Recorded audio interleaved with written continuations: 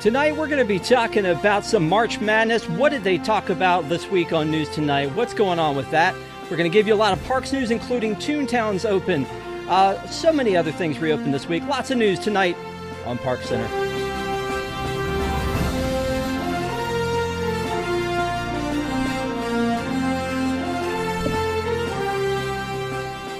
Welcome to ParksCenter for Sunday, March 26, 2023. I'm your host, Rob Whiteside. Thank you guys, as always, for being with us. We really appreciate you. We would also appreciate if you would give this video a thumbs up, as it helps people to find us. And don't forget to subscribe to WDW and TTV for lots of great content, lots of great people, including these folks. You may know some of them. Kamila. Hi, everyone. Happy March Madness. It is madness. Can we say that legally? No, but we're going to do it all night anyway. Stephanie? Hi, everybody. Great to see everyone. And then, of course, Mr. Patrick Hackett, who looks frozen. There he is. There he is. Ooh. Say things, Patrick. We see you. You see me. Oh, hey, how's it going? It's March Madness. Let's do this. Patrick, I see you, if you know what I mean. I see you. No, we talked about that. We don't want to have to go back to jail. I know. Okay. We don't want to officially have an HR department anymore, so I can say anything I want to you. You know what that was? Dangerous and irresponsible. What was that? That was Patrick frozen because Andy is around. Oh, is that actually works? The whole Andy's coming thing? Oh. I've never seen it actually work. I've seen a lot of idiots yell it, but I've actually never seen it in action. So that's great to know. That's good stuff. Thanks for playing along, Patrick. We appreciate it. So we're going to start out with some parks news. We need to give some of that into the system, and then we're going to talk about March Madness at the end, which is, of course, what is the best food item in all of Disney World, and did they get it right on Thursday? There's more to come next Thursday, so we're going to talk about that.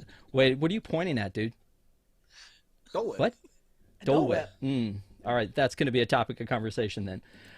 So let's get into the news. First, some sad news. Raleigh Crump passed away since last we all gathered, and he was 93 years old and a great Imagineer. As a matter of fact, I went back and watched some Behind the Attraction. If you haven't watched it on Disney Plus, it's a great show, a lot of fun. But in that, they talked about what a fantastic influence he was across the board with things like the 1964 World's Fair. But of course, with the Haunted Mansion in particular, I know that was one of those things where he was the Museum of the Weird. Patrick, I'm sure you're like studied up on all of the great Imagineers, and we're losing a lot of them. But tell me a little bit about what you know about Raleigh. I mean, when you think about Raleigh Crump, I mean, these are some of the marquee attractions, mansion, tiki room, a lot of the stuff that was at the 64 New York's World's Fair. He's come and talked with us at some of our events, I believe. I haven't seen one of his, but just an incredible guy, has so much work that like is generational, that'll outlive him, and it'll be part of his legacy. And it's really awesome. It's sad that we lost him, but with the people, even though it's not supposed to be a museum, there's always the attractions that you can look back on, and having your hands in that, and including, some of the time as an animator as well. There's always that legacy that they're leaving behind. Yeah, absolutely. And you know what, with all these guys, I've gotten a chance to meet some of them ex intencio before he passed away. It's just amazing the work that they do. Some of these guys, the things they've cobbled together, the lack of resources they had back in the day to then, have Walt walk in and go, hey, let's just do this. Something we've never ever seen before, and them to just whip it up is amazing to see. But let me go back to this picture of Raleigh, because I feel like, and you tell me if I'm wrong, I feel like he was a player back in the day. Look at this dude. Like, no? I mean, I remember seeing this stuff. This is like the Tower of the Four Winds from the 64 World's Fair in front of the It's a Small World, and I look at this guy, and he looks like, I don't know. I don't think I would have wanted to have messed with him, but he definitely seemed like he had an interesting sense of humor. Kamila, any thoughts on Raleigh before we move on? I mean, I just like the thought that he's one of the Imagineers that was around back when Walt was around. Like that just gives me chills. And I really do just hope that some of the thought process and the methodology around, how to create the magic throughout Disney, all the Disney parks, throughout the resorts. I just hope that they found a way to preserve that and pass it down, because as we start to lose those and we get further and further away, you even hear some of the younger Imagineers talk about the struggles that they have to get funding for their projects, some of the outsourcing that happens. And so what a legend and what a legacy, and I just hope we can continue to find ways to preserve it. I think it's important history. Yeah, and Bob Gurr is one of those that is still around and had a lot to do with the formation of Disney parks in general. But he was at, I think it was WonderCon this past weekend, where they revealed they're going to do a Funko Pop of him. Yes, please. I will have that Funko Pop. That's going to be kind of amazing. So, sad news that Rolly passed away, but his legacy will live on. So let's talk about the grid, because we've only been talking about Tron since the show started, maybe. I feel like it's 5 years. I mean, I see you trying to do the math down there. It's been a while. But it's finally going to open on April 4th. We know that, but they did cast member previews, and then they did more cast member previews, and then they did DVC annual pass holder. I think if you had, I don't know, a Y in your last name, I don't know. They did it for basically everybody, except I feel like only the four of us on this panel have not ridden it. Am I right? Right. Fantastic. So that's not fair. Yeah, I know you're going soon, but last time I was just at Disney and I left on Sunday and they said, Monday we're starting soft opening. Well, of course you are. Of course you are. And people are like, stay a couple extra days. No, it doesn't work that way. But when you have this attraction that people have been looking forward to getting for so long, and you've said April 4th is the day, they've already done the media event. They've already done all of these pass holder events. Now it feels like it's basically open, right? They're doing this soft open situation where before it was hidden behind like fake trees, and now you can walk in there, get something to eat. You can go and use the restrooms, whatever. You need still that virtual queue or that lightning lane to get in there. But Stephanie, what is different? What's going to be different on April 4th, do you think? I don't know, not much, because you're still going to need the lightning lane purchase, or you're going to have the virtual queue. And we've talked about the virtual queue and how much I dislike that. So I don't think there's going to be much. I think there must have been something that they were nervous about, maybe about the cars, the people fitting into the cars and that sort of thing, and just the load and offload process that they needed to soft open, because yeah, like you said, they've basically been doing this now for a whole month. So I don't know what they were anticipating, because spring break crowds are gone now. So Easter, maybe those crowds, I'm not sure. But upcoming in April, there's not that much going on. So they've already done it for a month now. Yeah, and I mean, even after April 4th, the gift shop doesn't open until May 1st, so that math doesn't work out. Patrick, what's your deal here, buddy? As long as you're not. Why would you even go if the gift shop's not open yet? I mean, for me, the draw is I'm going to put myself on a Tron action figure. I did not ever want to be a Na'vi because that movie's terrible, and I'm sorry, I don't care how many awards it wins. It's awful. And if there's a 9-hour version coming out of that, I don't want to see it. But look at this! Look at it all! Beautiful. So this is what you need out of life, is to be a Tron action figure. 100%. Mm-hmm. Okay. All right.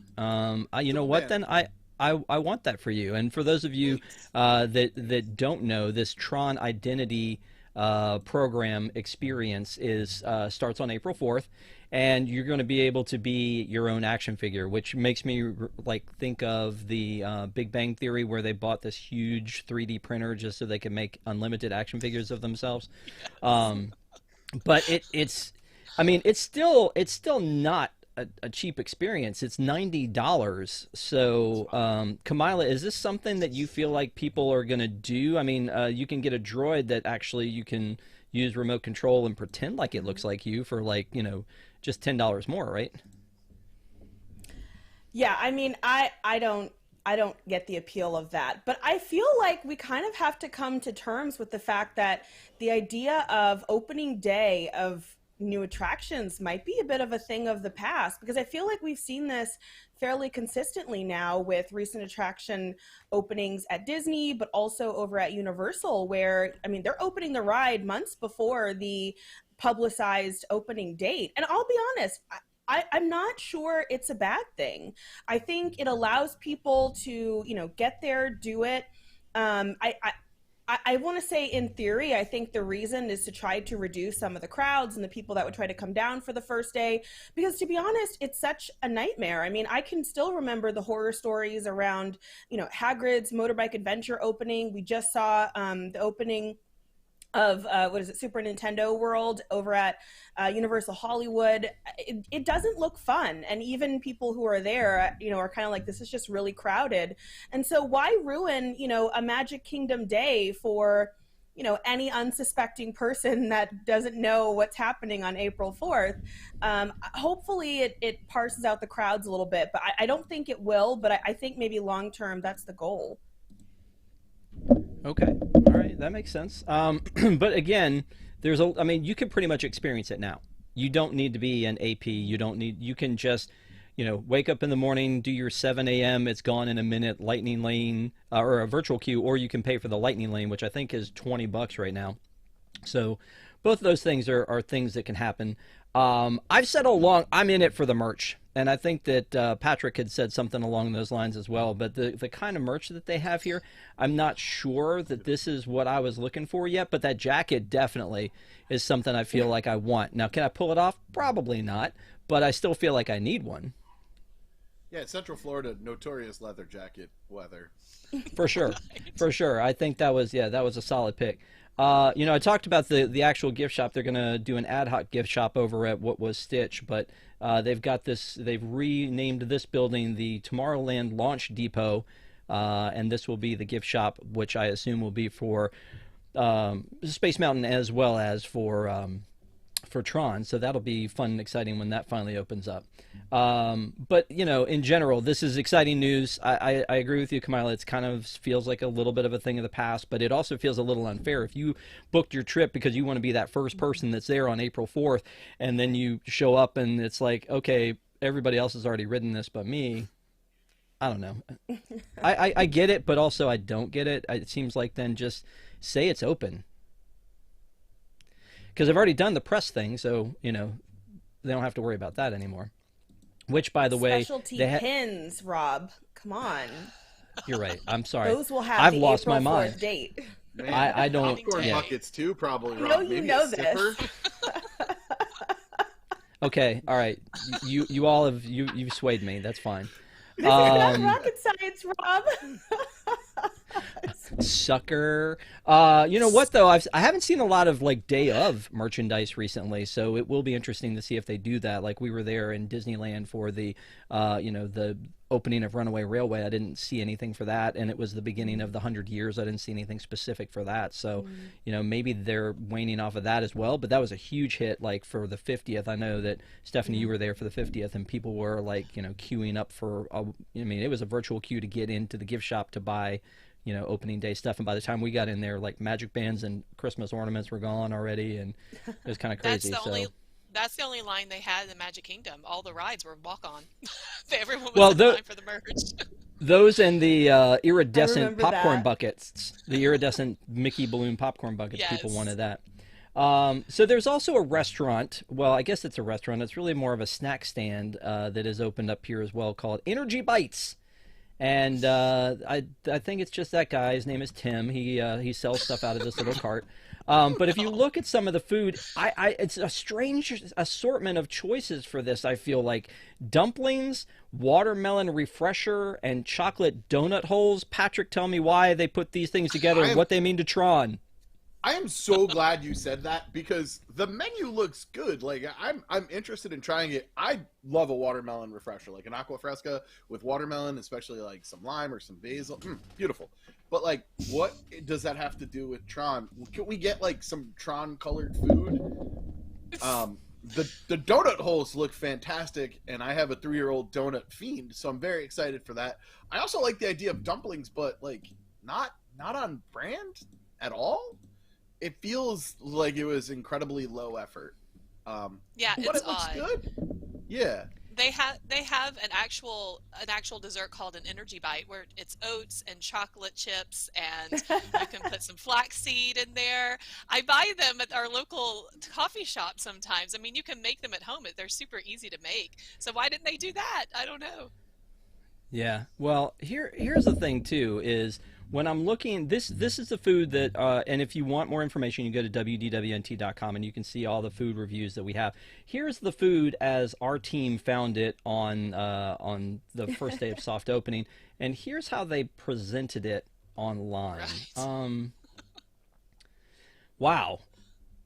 It definitely it definitely looks different. That's for sure. But I'm sure it looked this way for the press event, so good for them.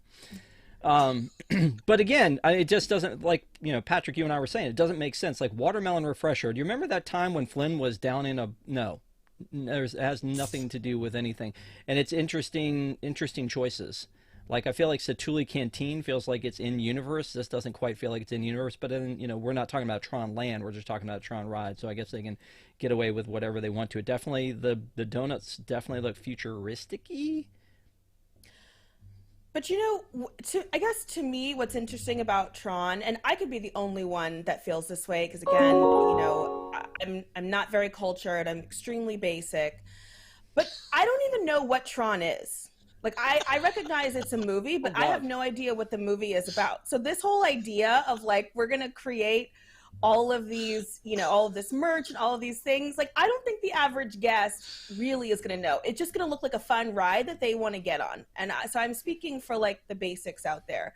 But also, I will say, I kind of like the idea that I can get off a ride and get food, like, right away. That's themed to it. Yeah. Now, again, what that theme is, have no idea. I don't know what Tron is. Patrick, let me just talk to you. Let me just talk to you, because we need to fix this. Wait a minute. We are acting like people know what Tron is.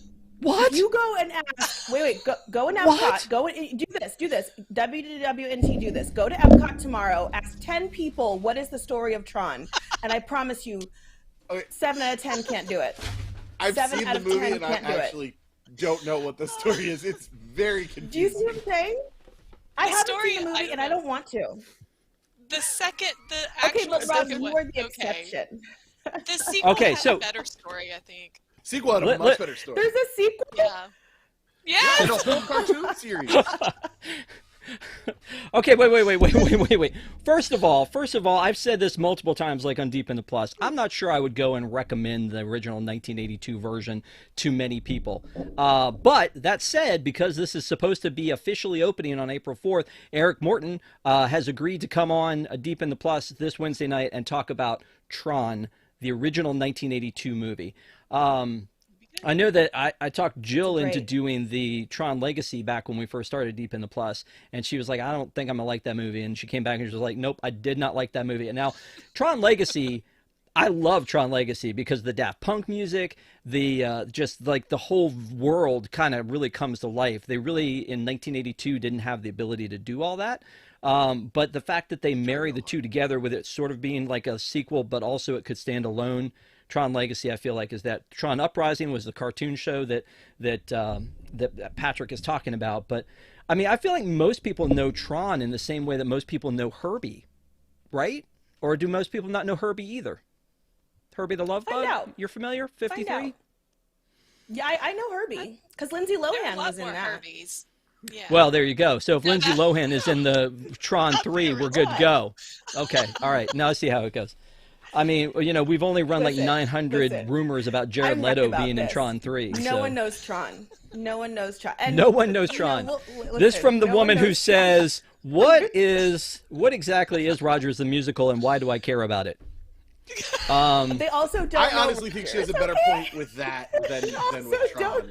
I don't disagree. I told her on that one, that's fair. Rogers the Musical, I get. That is a little bit more niche, but Tron? It's a deep cut. And again, the other thing is like... I'm giving you content.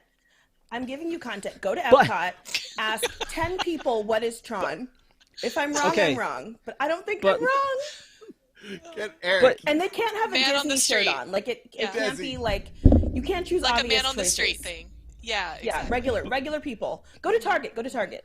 But in the past 500 years that it's taken to build this ride, it never occurred to you to look up what Tron was?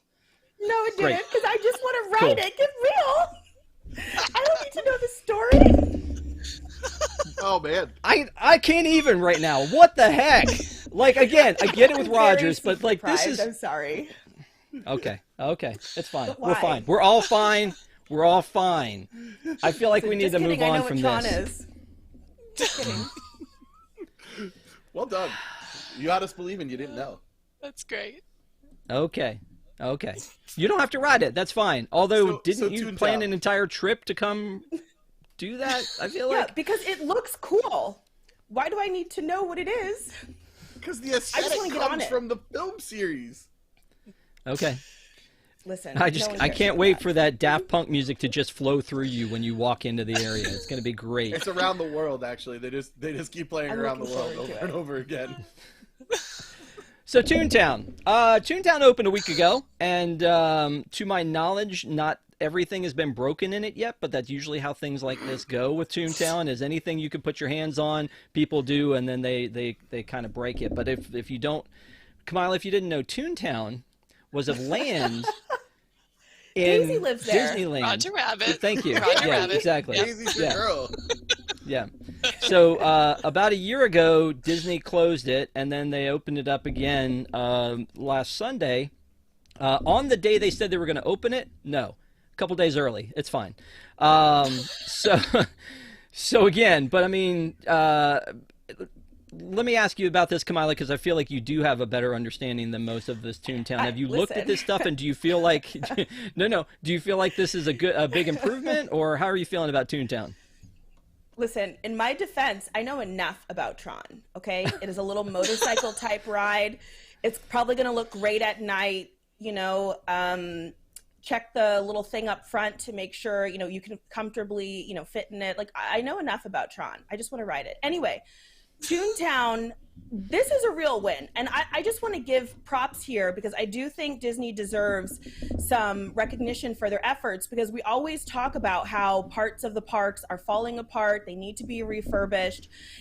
I think the new Toontown looks phenomenal. And I feel like Toontown turned into a part of Disneyland that most people who didn't have little kids absolutely skipped. There was no reason to go there. It was annoying that it was a stop on the Disneyland Railroad. To now, everybody wants to be there. Get a little picnic basket. Now, of course, it looks like they turned the grassy area into stroller parking, but that's okay. See if you can find a place to relax. Go to Daisy's Cafe. Like, it's adorable. It's a place that I would go to. And in the last 5 times I've been to Disneyland, I have not even bothered to go that way. So this is wonderful. I think it looks great. I think it's a very exciting update, refresh. Good job, Disney.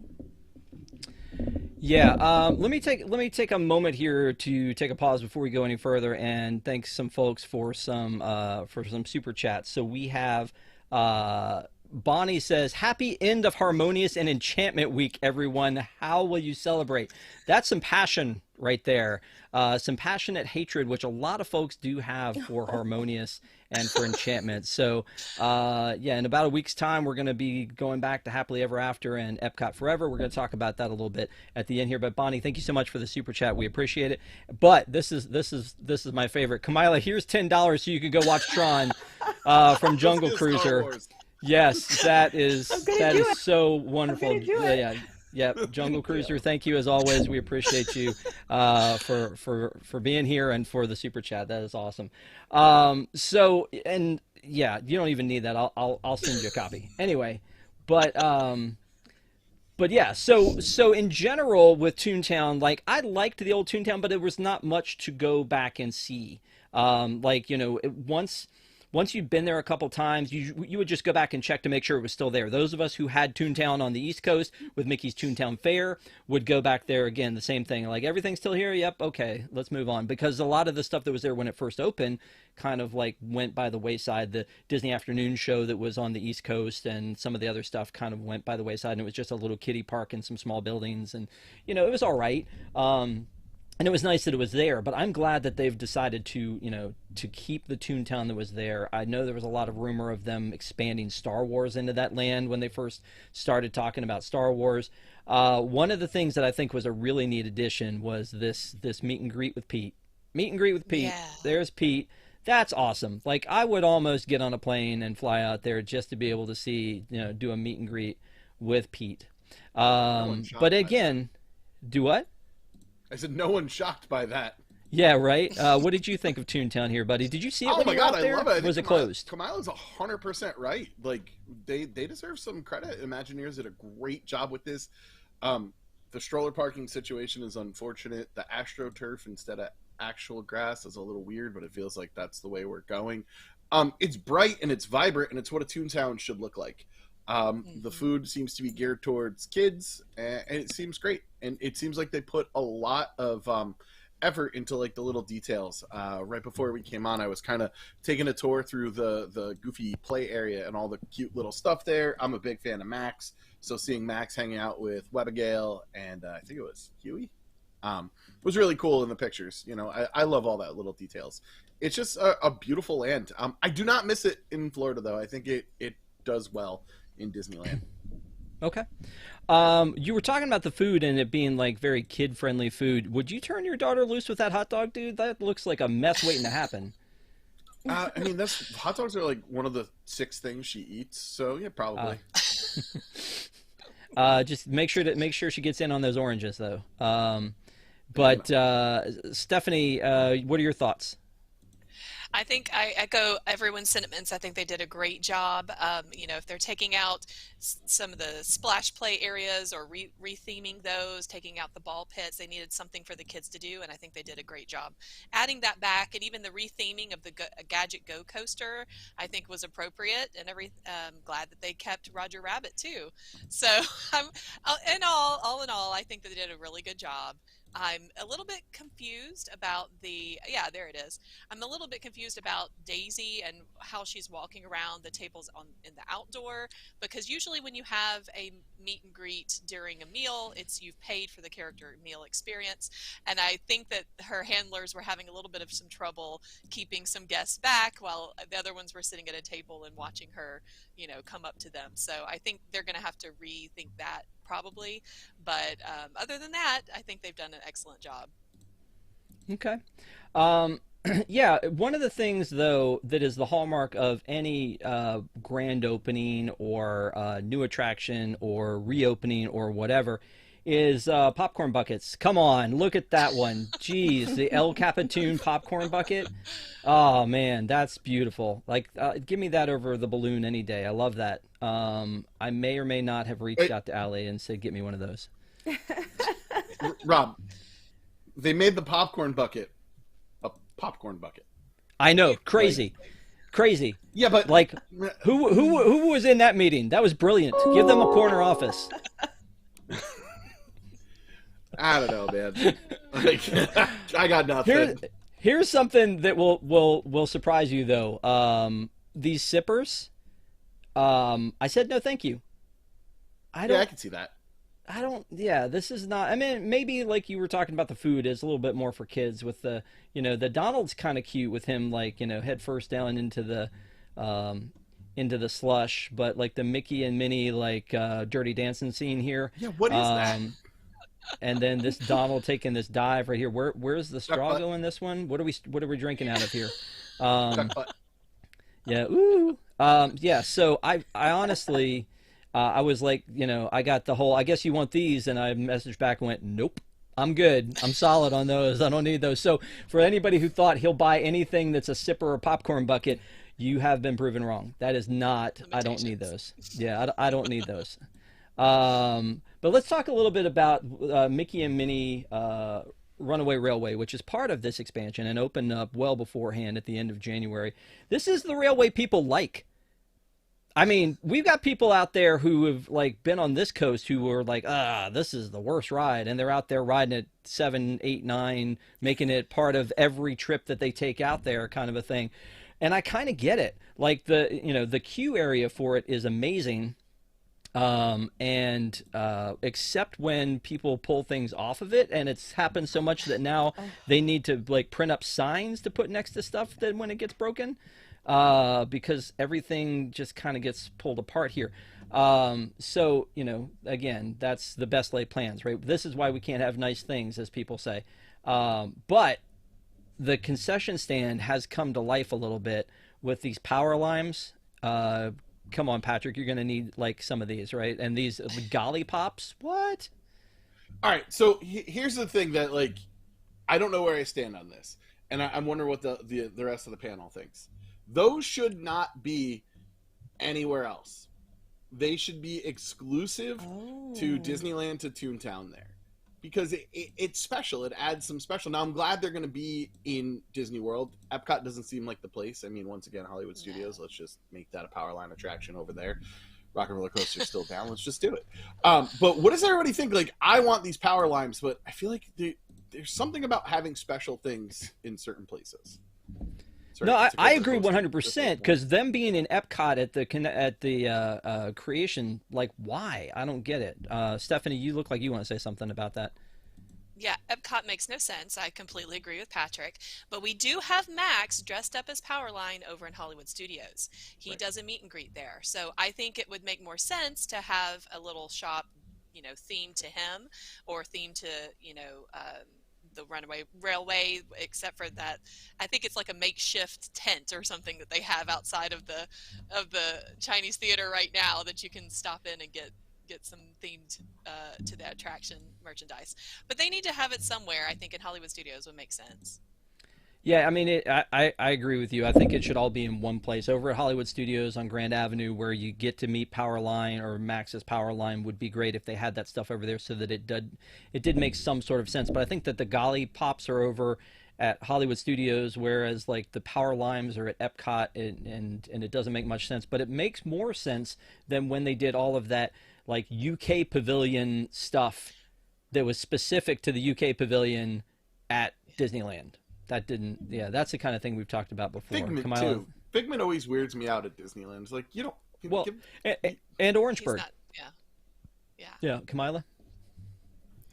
Yeah, I feel like the Figment and the Orangeburg in particular make a lot of sense to kind of, frankly, gatekeep those and kind of keep them to, where they make the most sense, in EPCOT or maybe Magic Kingdom for at least Orangeburg. But I don't know. I kind of feel like with the power limes, and like with the gosh suckers, I'm not going to say it the way you're supposed to say it, but I kind of feel like I understand why you would see those in other places a little bit more. And as someone who really has no interest in going to Hollywood Studios anytime soon, and who at the moment is making it back to Disney World more than Disneyland, I don't know. I'm kind of hoping that I can go to EPCOT and find these, because I'm a huge Goofy movie fan. I have actually seen that movie many times. I have Standout in my iTunes, like huge Powerline, Max fan, all of that. So I'm so happy that like we're seeing more of them, and just the representation we have of them, in Mickey and Minnie's Runaway Railway queue. So I don't know. I feel like there are some cases where, yes, they should only be found certain places. But in the case of these three, I'm okay with them being a little bit more widely available. Well, okay, so you said a Goofy movie. What's that? No. See, I know what that is. I was like, is it? No, I know what that is. That's a thing. You know what, no. No, we'll talk about it later. It's fine.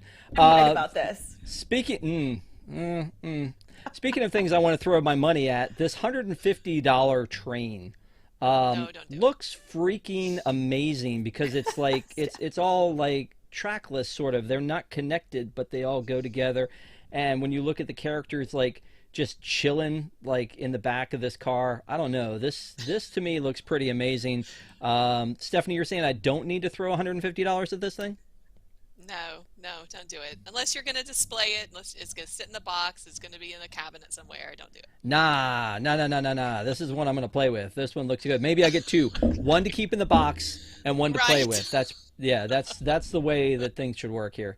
They don't have these, to my knowledge, in Disney World yet. And yet again, all this cool merch, all this, like, you know, the stuff that they've done for this one. We love the one. We totally love the one in California. Brr, we hate the one in Florida. Let's burn it to the ground. But the one in California, we love it. Now, I will again say that the queue is so amazing and worth the trip to go through that queue. The ride itself is slightly different, but not enough to matter. So, I mean, again, it's one of those things where I look at it and go, I feel like it's getting the raw end of the deal, but we all know why. We know it's because it took the place of an attraction that we as Disney fans loved, and if it had been in Animation Courtyard, we probably would have been better off with it.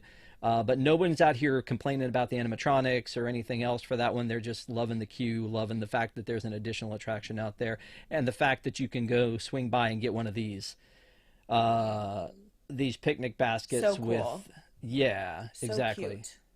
And you know, the blanket apparently is not included, so that's an extra thing. I don't know. Again, Allie is my enabler out west, and she and her husband helped me out a little bit with this one. So let me let me show you them getting the goods here. This is the situation right here where they were like, okay, so basically what Kevin's saying is, I get the popcorn, I'm keeping this, you get the bucket, Venmo me, we'll be good. But apparently the bucket is a separate, I mean, the blanket was a separate price, but I know that Tom bragged a little bit on his Instagram that he was the first one to get a bucket, and he laid it out on the grass, apparently before the stroller brigade got there, though, so that he could have a picnic. That's the thing I've wondered about this basket all along is the square footage that takes up. If everybody bought one, you would basically run out of space at about 20 people. So in theory, it's fun and it's cool, and I'm sure not everybody will do it, but I wonder how long they'll continue to do it. So we should anyway. get those at Epcot. We can put it over a trash can, make a little picnic right there during a festival. No. Have it be what is it? Oh, what's the dog one? The Lady and the Tramp themed. That would be so cute. Oh, that'd be cute. Because everybody loves Tony's. No, that's cool. One of my favorite bits is still come try what the guide map is calling Italian food. That was one of the favorite bits from the network.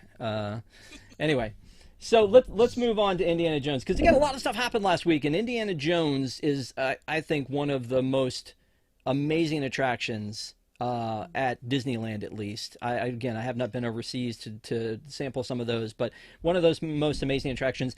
Anybody who goes to Disneyland knows it's almost always down at least once to 3 times a day. And so, I mean, that's obviously a problem, but it's always been kind of great. And even at its, like, you know, the boulder not going or things like that, even at its worst, it's still an amazing attraction. But they've gone in and refreshed a bunch of the scenes. They got the boulder working again. They've reopened it. Kamila, this has got to be a must-do every time somebody goes to Disneyland, right? Yeah, absolutely. This is one of those, like, you know, check to make sure it's open and working, although now it should be much better. But you have to do this one. It's so good. And what I'm so excited about is, again, you know, it's a ride that needed some attention. It needed, you know, to be tweaked and get it to where it's working regularly. I mean, I heard just so many horror stories about people who were on the ride and, you know, just really bad things falling off, falling apart. So the fact that they gave it attention, but really seemed to have done a great job. And I feel like it was not closed or down for that long, but everyone I know who has had a chance to ride this refurbished version has had wonderful things to say. So again, kudos Disney. This is wonderful. And I would say this is the kind of investment we want to see. Personally, I like things that are new, but I also love a lot of what already exists. So let's just make sure that, that stuff is up and running the way that it should be. And so I'm excited to try this as soon as possible. Yeah, when it opened, I think we were scrambling and sending people to, check it out and see what was different, what was new. There are a couple of new, there's like the lighting's been enhanced. There's some new like projection effects. There's a scene that I can't wait to see in person that looks like this, which looks like, there's something happening in the background. I can't really make it out from this, but I want to see that in person. There's a lot about this, a myth of this attraction, like the fact that they built it on an old employee parking lot, like the Eeyore parking lot, and that sign's still in the queue, that they had an ice effect that was supposed to create ice and make it sound like there was rocks falling, and that froze over and never worked. There's so many cool things about this attraction and lore, and yet they swear, Patrick, that this is exactly the same path as the dinosaur attraction at Animal Kingdom. Yeah. Have you ridden? Have you ridden this? I have not. I've only spent a brief period of time at Disneyland, and I didn't even get to see it, to be honest. I was in and out of the park so quickly. Man, do I want to ride this attraction, though. Indiana Jones is one of my favorites, and it just looks great. We talk a lot about Josh because he's so handsome, but Ken Potrock, man, doing a great job over there on the West Coast. Not as handsome, but getting stuff done and making sure his attractions look great. It looks fantastic. Okay, how about this? There's the boy.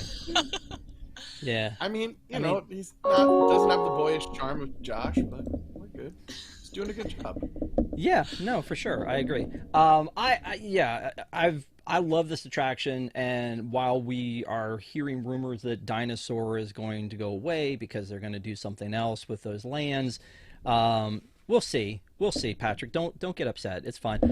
This goes back to something that we talked about last time, which was it's great to have different things in different places. If that's the ride system we have, and in California you have Indiana Jones, great. Don't make a clone of it, in Florida. Let's make it something different. And the dinosaur attraction is so quotable. I feel like we all have it in our heads. It's a neat storyline as it goes along. Yes, exactly. Still not our dino, but at least this one's yeah, exactly. Before we move on, about any thoughts on this one, Stephanie? I assume you've ridden this at least once or twice. I love this. This is probably my favorite ride at Disneyland, and that's crazy to say because I know they have the original Haunted Mansion and everything, but this one is phenomenal, and for a number of different reasons. But I'm glad that they enhanced it. I'm glad that they fixed some of the effects that were not working and made them work properly. So they did a good job. Let's keep this up. Okay, that's fair. This next section I'm calling Park Tales. And ooh, there you go. That's what I was looking for, Kamila. Thank you so much for being on the same page. I appreciate it. There's so many weird. What you did there. Thank you. There's so many things that happen in the parks that are so bizarre, and I was calling it like the rap sheet before, but this week they're very different. So I want to go around the horn and let each of you pick one story to talk about. And here are your options. There's the people being upset about the Magic Happens parade with the Moana character doing the hula. There's the guest climbing into a planter to get a picture with the Miss Piggy and Kermit at EPCOT. There's the lawsuit about broken glass at Cinderella's Royal Table. There's the cast members. Here's a positive one. The cast members of Pirates of the Caribbean getting together and keeping people entertained while the ride was down by recreating the entire attraction. And then the fish that was found in the Skyliner. Okay, so I want to start with Patrick. I'm gonna start with Patrick. You got 5 gems here to. I just pick one. Just pick one to talk about. Any one of them would be amazing. How does a fish get in the Skyliner? How does that happen? How does it stay in the Skyliner that long that a guest notices it and not a cast member? We understand there are places you can do fishing in Walt Disney World. I like to imagine that they were actually fishing out of the Skyliner in some sort of terrifyingly risky fish thing. Now, we all know that the Skyliner bucket sets... Yeah. the Skyliner buckets have a tendency to get stuck. Could you imagine being stuck on a 80, not even 90, 80-degree Florida day in the Skyliner with a fish, with a thunderstorm incoming, so you don't know when you're going to get out of the bucket that smells like fish, that there's a fish looking back at you? But like, you can get... But how? Just how? People have great jokes, visited flying fish, this, that, and the other, but like, it's astonishing that there's a fish in the Skyliner. The effort of... It's Florida. Okay.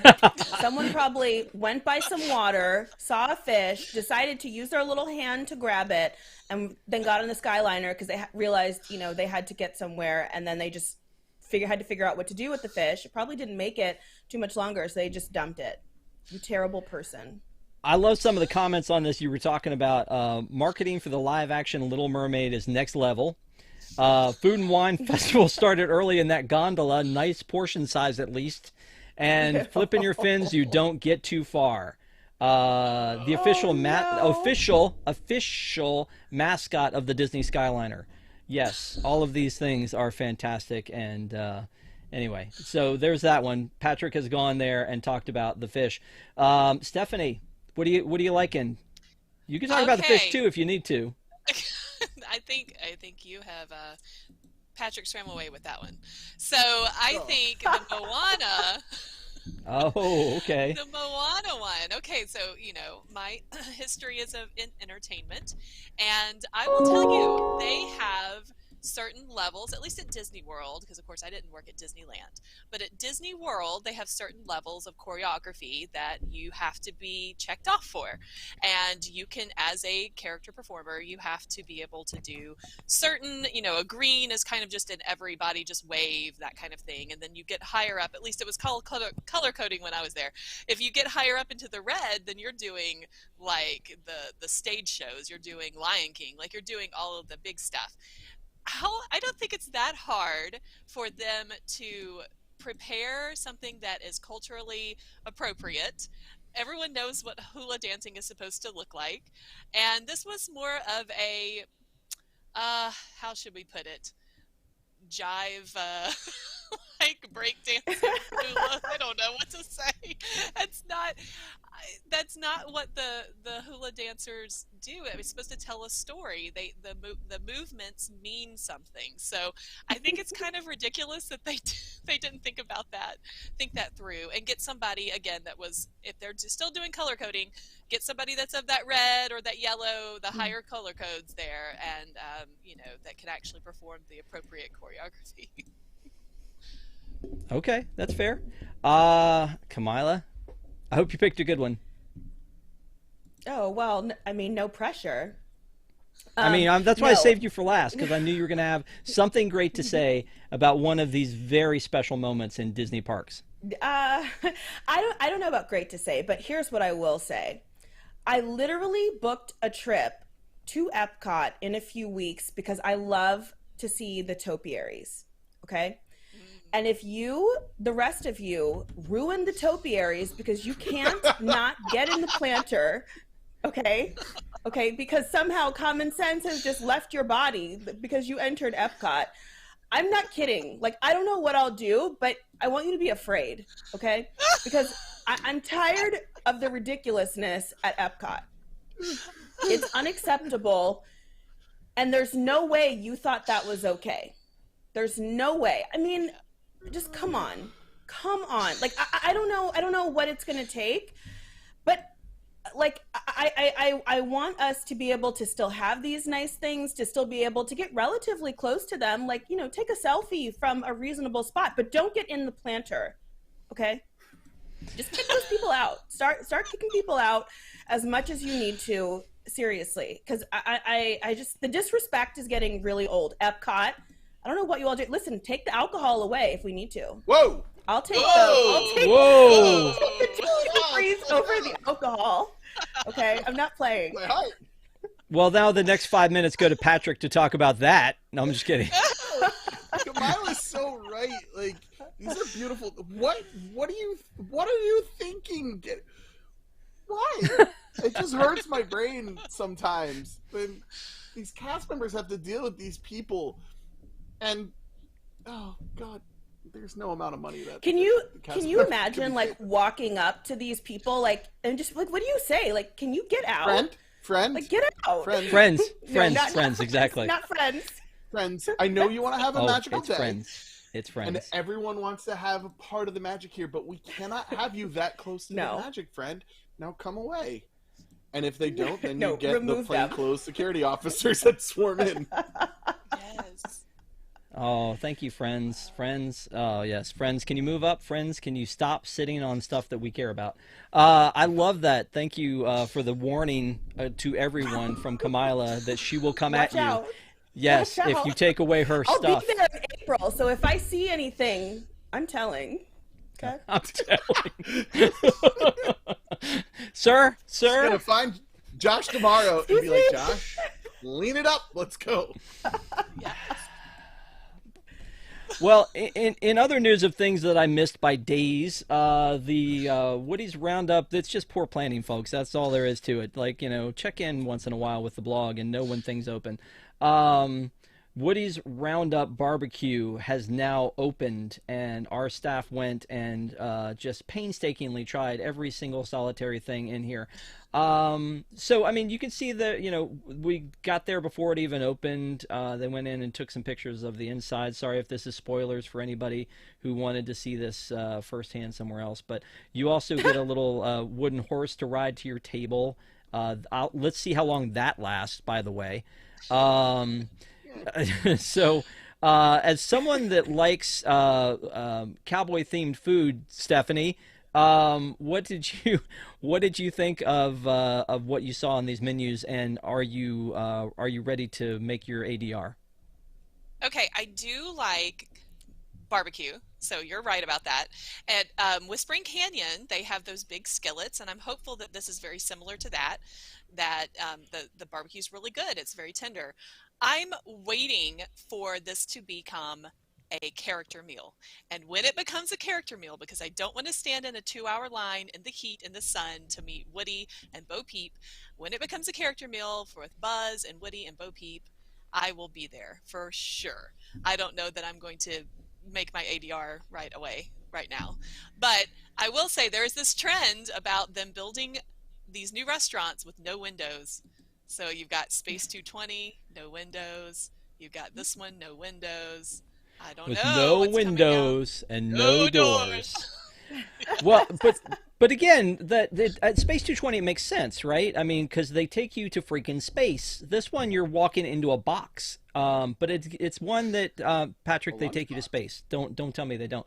But it's one where they they made a box and they made it for cheap and they made it quickly. And then they took 900 years to finish it. So that part I don't understand at all. I do want to say we got a super chat from our good friend Rob Bazemore, who said, "Take APs away from those fools." What makes you think those are APs, man? What makes you think those are annual pass holders disrespecting?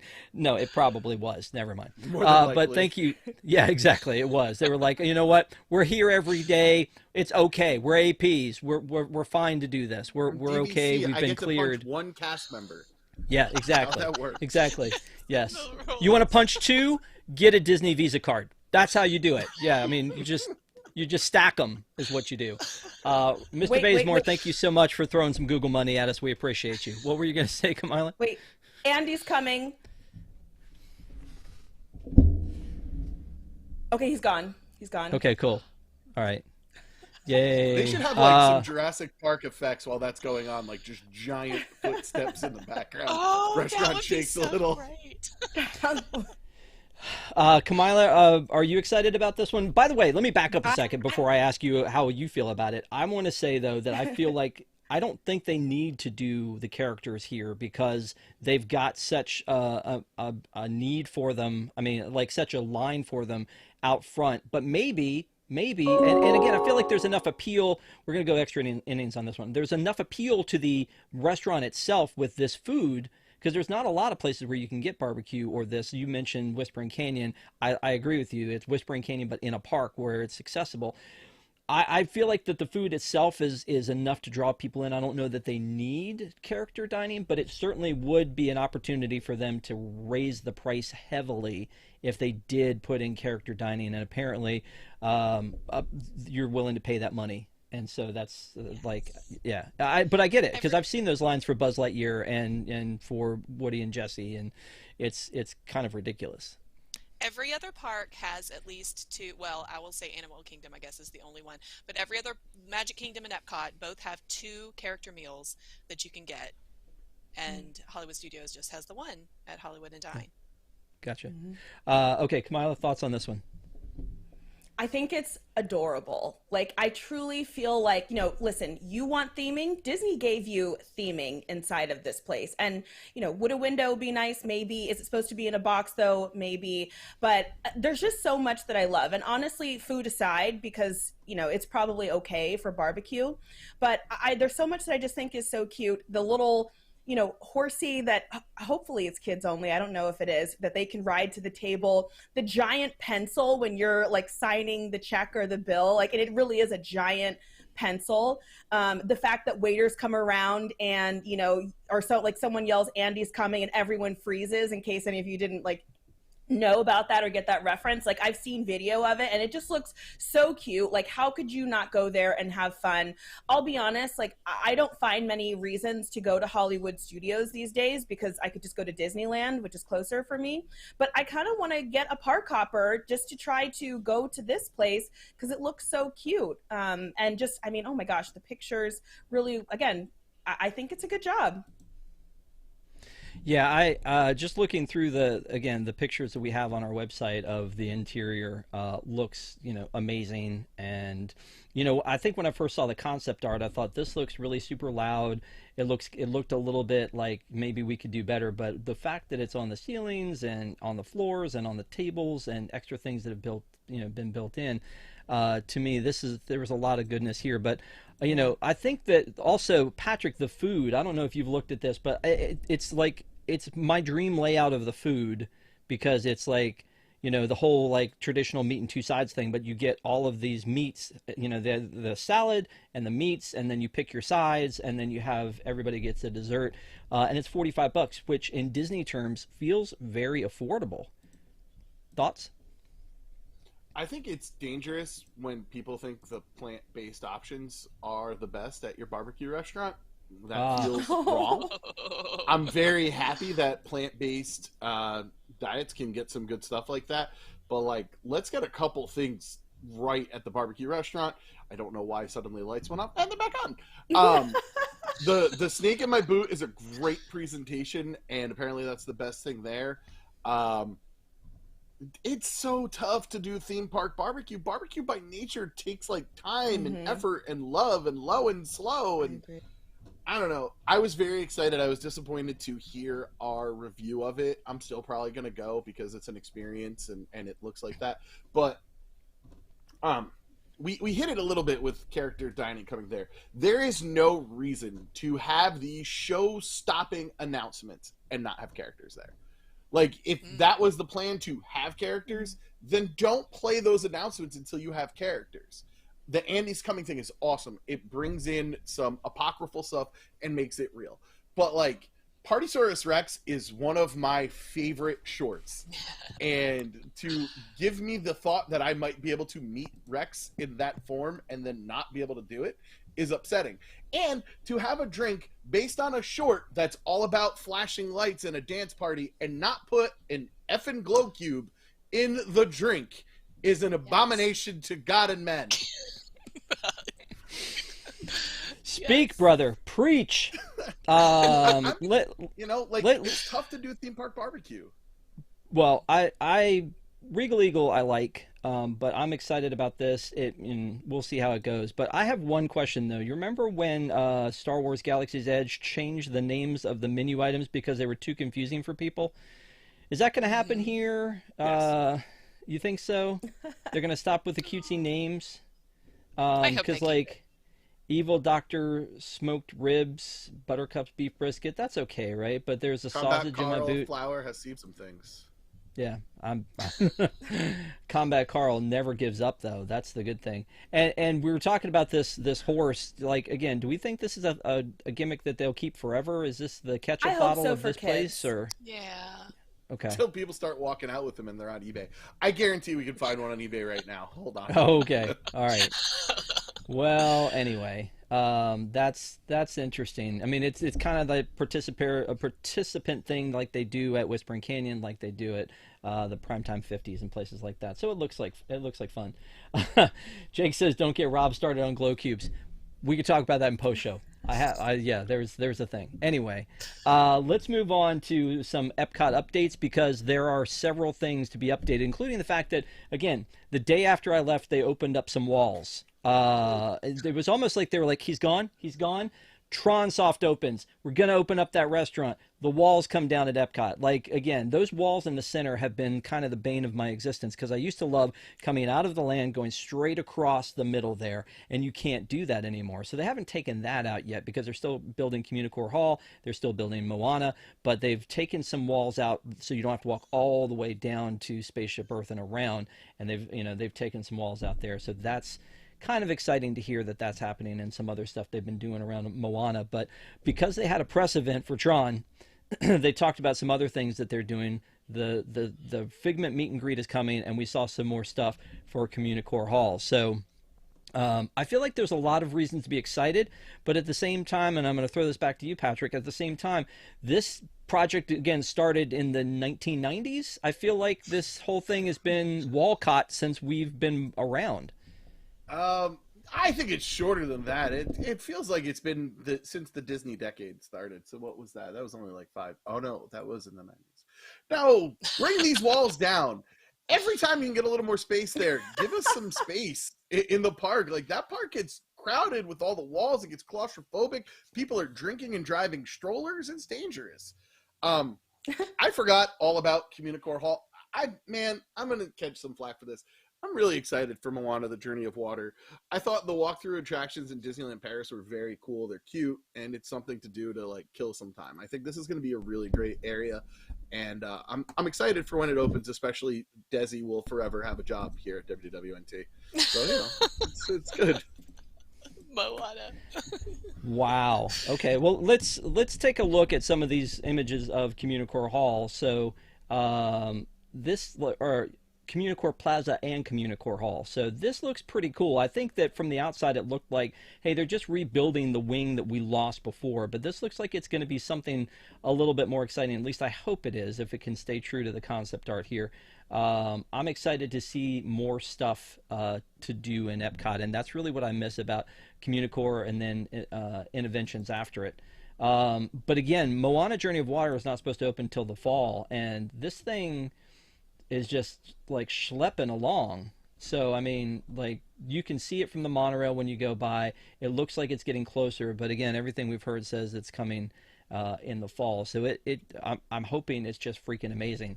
But the last thing that we saw this week, which had nothing to do with any of this, is that there was an Imagineer who released some of his artwork online, including the designs he had. You know where this one's coming, Stephanie. It's coming right to you. The designs he had for a spinner ride that we had heard about and that was canceled for Epcot. This is not what I had in mind for a spinner ride, because this basically is teacups. I mean, that's what this is. And so, like, it legitimately is teacups, which when I think of Mary Poppins, that's not the first thing I think of when I think of Mary Poppins as teacups. What were they thinking? No, I mean, give me Cherry Tree Lane, absolutely. Let me walk through the Banks house and let the cannon Admiral Boom with the cannon go off, even though it's not on the hour every hour.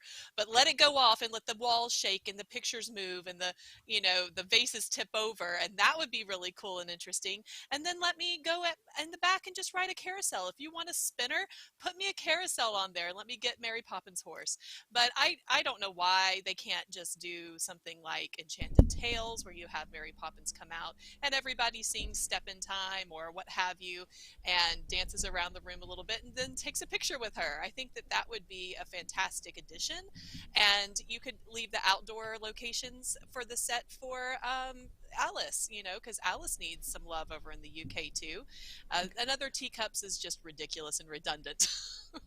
Yeah, and again, it looks like it's going to be, or was meant to be, and if it still happens, was meant to be indoors.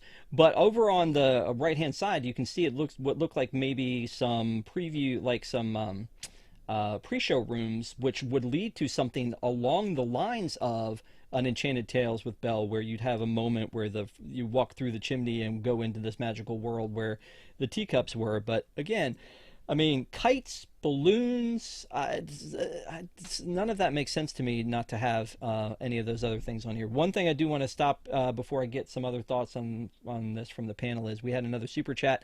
WDW Mickey said they were DVC, not APs. Fact check. Okay. We punch. Yeah, so it's yeah. part of our contract. Patrick and I are DVC. I think that Stephanie is also DVC, and we're pretty entitled people. So we would probably, but we're at this point we are not going to mess with Kamila's topiaries. Topiaries, so, no. Do not. No, we know better than that. I'm coming for you. Yep. WDW Mickey, thank you so much for the super chat. We appreciate it. Patrick. I'm going to wrap our conversation that we had earlier about two different things. So Kamila's like, who really cares about Tron? And then we talked about the difference in having Indiana Jones and dinosaur, and I got a little boop, light bulb. Carousel horses are huge in Mary Poppins. Can't we have just done like Tron with carousel horses? Yes. Thank you. A Mary Poppins roller coaster? Is that what you're suggesting? Yes. It doesn't have to be a roller coaster. You can slow those things down, right? There's settings. I don't know how things work. I'm not an Imagineer, Rob.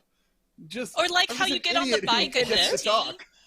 Like the ET ride at Universal, you get on the bike, right? You're sitting on the bike, and you can sit on the carousel horse and then go around. Yeah.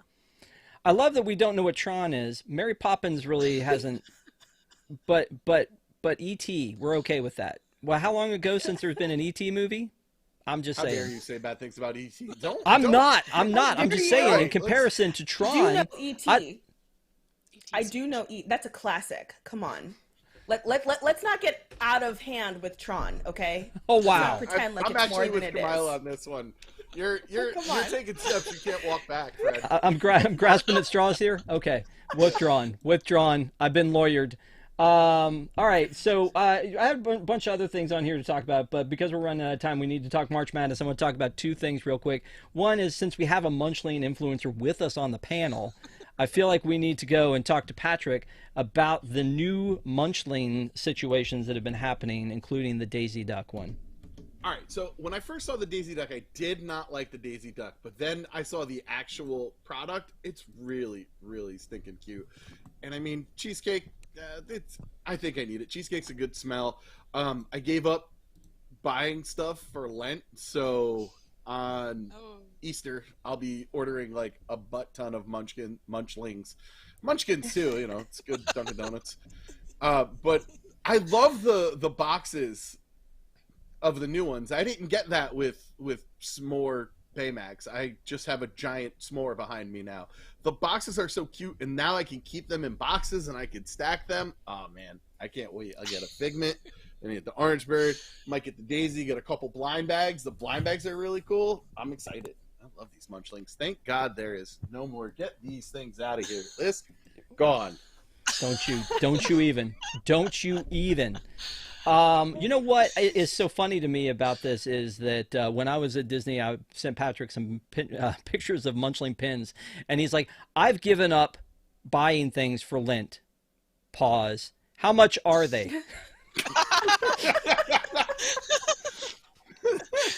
Make the list. Well, maybe. Maybe if you bought them and then you hold on to them till after Easter, and then I buy them from you, then I'm not really buying anything. Yeah, no, I'm sure you were working all the angles on that one, my friend, because for some reason Munchlings are your wheelhouse, and I'm glad that you enjoy them so much. Every time I see anything Munchling, I always think about you. So I'm glad we had a moment to talk about that. I'm going to jump up and talk about spring break, because spring break, Orlando International Airport is not built to handle spring break. I'm just going to throw that out there. It is insane. And they're saying that this weekend was going to be worse than last weekend. And then on top of that, the spring break crowds were driving the Genie Plus price up to $29. Remember when we thought, oh, $15 sounds ridiculous, or $20 in Disneyland sounds outrageous? $29 a person. Kamila, is that worth buying, or do you just resign yourself that you're not going to get to ride anything in these crowds? Well, that's what I was gonna say. Do you want to ride anything? Because, no, I mean, look, it's always about strategy, right? If you're an early riser, you can certainly get on some things. If you have the early morning magic, if you're staying at a deluxe resort and you get the extra evening magic hours, I mean, absolutely there are ways to get around it, even if you don't want to do Genie Plus. But I just want to say, for any of you who don't have TSA pre-check, when you are leaving MCO, and this has been true, I feel like, since everything opened back up after COVID. If you don't have TSA pre-check, you need at least 3 hours, especially if you're checking a bag and you're in a main terminal. You need 3 hours. 2 hours is not going to be enough. However, if you are leaving in the morning, out before 10:30 in the morning, you can do a clear reservation lane, or you can reserve a clear lane reservation for free. And it's basically a way for you to reserve your spot in the security line, because that's where you're going to run into trouble if you don't have pre-check. So just know, clear reservation lane, you can do that. But yeah, spring break, I don't know. I don't know how people go this time of year. I avoid these types of crowds and things like the plague. But if you're going to go and you want to actually, have it feel relatively normal, get a lot done, I mean, you may need to do not even just Genie Plus, but VIP tours. I mean, you'd be surprised, even at how much they've raised prices, those sell out. And so, you need to have a strategy if you want to go to Disney during a time like that. Yeah, I think the reason people do that is because kids, right? Because you can't take your kids out of school, especially if they're like high school age. You don't want them to miss anything. Well, I mean, you're not supposed to, Kamila. I don't really know. But it is more convenient to take them in, early February. But at the same time, if you've got kids that are school age, or if you happen to have married someone who's a teacher and they won't let you take your kids out at the cheap times, then that can be problematic. Let's move on real quick to the last thing I want to talk about tonight is fireworks before we move on to March Madness. There was a lot of stuff of like fireworks related, so I threw it all into this one category. So I want to kind of walk through all of this stuff and then go around the horn real quick and let you guys talk about it. So there was a behind the scenes look at Wondrous Journeys. I feel like we should just call this Wondrous instead of Wondrous Journeys, but that's the official name on it. I love this show at Disneyland. I think this is an amazing upgrade for them. And then their Happily Ever After, we got, I guess they showed it to cast members and people who knew cast members who could get in, and the press, this Happily Ever After preview. So Happily After Ever is back, and for some reason Jordan Fisher was there and didn't sing, so we could talk about that. Then there's the announcement of the new spectacular that's coming this fall to EPCOT, which, they showed a little bit of concept art from this drawing. I can gauge absolutely nothing, though, so maybe you guys can help me on that. They also have made some pricing for the Happily Ever After dessert parties at Magic Kingdom, which I'm a big fan of, because the Magic Kingdom gets crazy with the crowds anymore. And then they are extending the twice nightly performances of Fantasmic in Hollywood Studios, which is amazing. I don't know they get enough people in, but the fact that there is a second show and it's usually pretty easy to get into has been great. I love taking advantage of that, but I get why they would bring it to an end, but it's nice that they've extended it. So, Stephanie, where do you want to start? Any of these tip the scale for you? I'm guessing Happily Ever After. I'm very happy that Happily Ever After is coming back for sure. But I am a huge fan of Fantasmic. That's a fan favorite over at our house. And so I agree with you. If you want to go to the second showing, if your kids can stay up that late, or if you're having an adult trip or what have you, it's a better option to go, unless you have the dining package where you get the premium seats. Even when they used to have the old fast passes for the show, you were off to the edges of Fantasmic. So the premium seats are in the middle for the dining package. As far as the happily ever after, the dessert party, I'm with you, Rob. I love the dessert parties, and I'm so glad they're bringing back the post one. And that is actually a few dollars cheaper. And so you get to watch the show in the reserved, plaza viewing area, the fake turf over there, and then you get to go and enjoy your desserts. Because I will say it's hard to get over there and get checked in for the show dessert party, because you're still finishing up, you're still eating all of your desserts and enjoying your alcohol and what have you, and then you have to rush out and watch the fireworks, and then you can't get back in. So it's nice to do the after one and just sit around and enjoy the ambiance. I agree. The after one is much better. Patrick, thoughts? Man, I'm just Talk gonna about Jordan bang a Fisher. drum. I love Jordan Fisher. I think he should be a Disney legend eventually. He's awesome. Yes. I'm gonna say something, and Harmonious is not as bad as people are making it out to be, and those barges are amazing. And to just trash millions of dollars worth of technology because it was poorly rated. I mean, there's still things in the park currently that are poorly rated that we haven't just gotten rid of. I think it's terrible that they're getting rid of the barges. I wish they weren't so cheap and had them moving in and out of the park. But a new show will be fine. I'm also fine with EPCOT Forever. I think Reflections of Earth was past its due date. So excited to see what comes to EPCOT, and glad that the true king of fireworks is back at Magic Kingdom. Well, how about, hold on a second, wait for it. Just me? No, there we go. There's your barge. I mean, it's great. It's not great sitting there all the time, but it's a fantastic part of the show. Yeah, I don't disagree about that. I know that a lot of people hate it. I know that Jake, who is in chat, hates it with a white hot passion. So he's like, bring on EPCOT Forever, which is the one that everybody was like, EPCOT Forever is trash. And now he's like, but bring that back because I want it more than Harmonious. So it was funny. We were talking to somebody who had been part of the kite show, and apparently the kites are not coming back because they had those LED kites. But apparently the water is so corrosive that when the LED kites hit the water, which they have to, they die. And so it's like, okay. Someone should have thought of that. Yeah. But what is this though? Like, what am I looking at here? Because is there something in the middle? Are we going to have any kind of a barge like we used to have with illuminations, or is there's got to be something in the middle to shoot off fireworks from the middle of water, right? I don't know. Just a thought. I don't think we have We're that gonna answer find for you, out. buddy. Yeah. We're gonna find out. Let's make up stuff. No. Kamila, finish us off here. Yeah, I will just say I'm really excited because I did get the fireworks dessert package for my upcoming trip in April.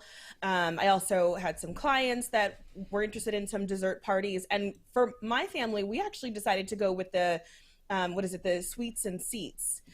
We did that one just because usually by the end of the day, we're interested in sitting more than standing. Although I've heard some people have been able to do the standing even if they had the pre or the post show. But so I'm really excited to just be able to formally take in Happily Ever After, because to be honest, if I don't have something special planned, I probably would have just skipped it or just kind of watched it from somewhere from afar, because I don't like battling the crowds. It stresses me out. But I'm excited that it's coming back. I will miss Harmonious. I thought it was a really lovely show. I think people might have given it more of a chance maybe if the barges didn't take away so much of the view. But we go on. So and then the Disneyland Wondrous Journeys. Yeah. I've heard great things, so I hope I get to see that soon. No, I love Wondrous Journeys. I think it's amazing, and I'm glad that they have something good there.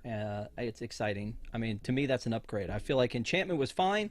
A lot of people don't agree, but it wasn't Happily. It Happily pulled at the heartstrings in a different way, and it had all the same elements. It had projections and music and fireworks. It just didn't have the same connection for me anyway, but I think a lot of people felt that. So I didn't feel like that Enchantment was trash garbage, but I also didn't think it was happily. And so it's nice that when they can upgrade something. I loved Wishes when they moved on to happily. I was like, okay, you've sold me into happily.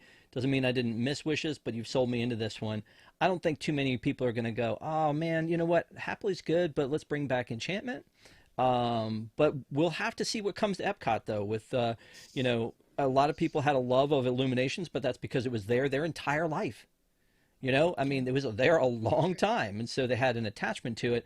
I do think that, the barges, the water didn't work out the way it was supposed to, so they were just sitting there and being barges during the day. And, when they put that Epcot logo on it for the 40th anniversary, I was like, that's a cool use of that. Putting the 50th logo on that was kind of neat. Seeing the screens at night was kind of cool. But I hope that they have something that can be enjoyed from every aspect of that World Showcase Lagoon area, and that it's, something that just connects in the way that these others do. So I'm looking forward to there being something good there. In the meantime, Veggie Fruit Epcot Forever is coming back, just kiteless. So get excited. Let's take a quick commercial break and then come back and talk about this March Madness thing for the rest of the time here. Thank you guys for watching ParksCenter. Please stick with us. Do not go away. We'll be right back.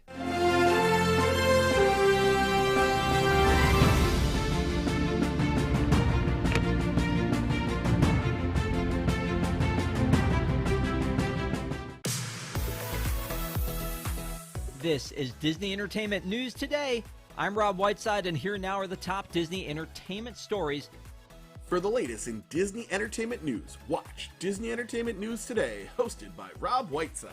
From movies and series news to stage shows, books, video games, and more.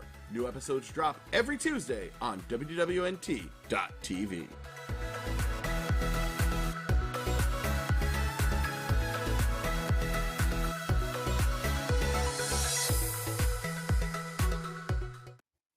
It's time to adjust that set and turn that dial to WDWNT TV, our new channel where some of your favorite programming from the WDW News Today YouTube channel is heading.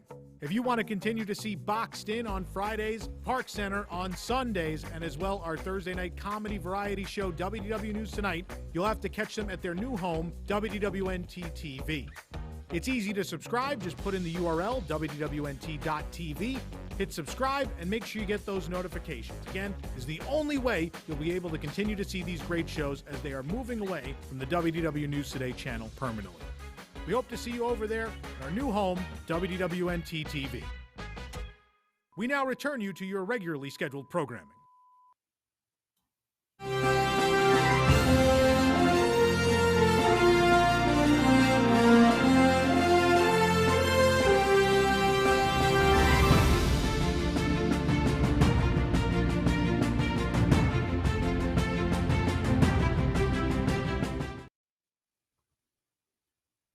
Welcome back to ParksCenter. Thank you guys so much for being with us tonight. Please, if you have not already, give us a like as it helps people to find us.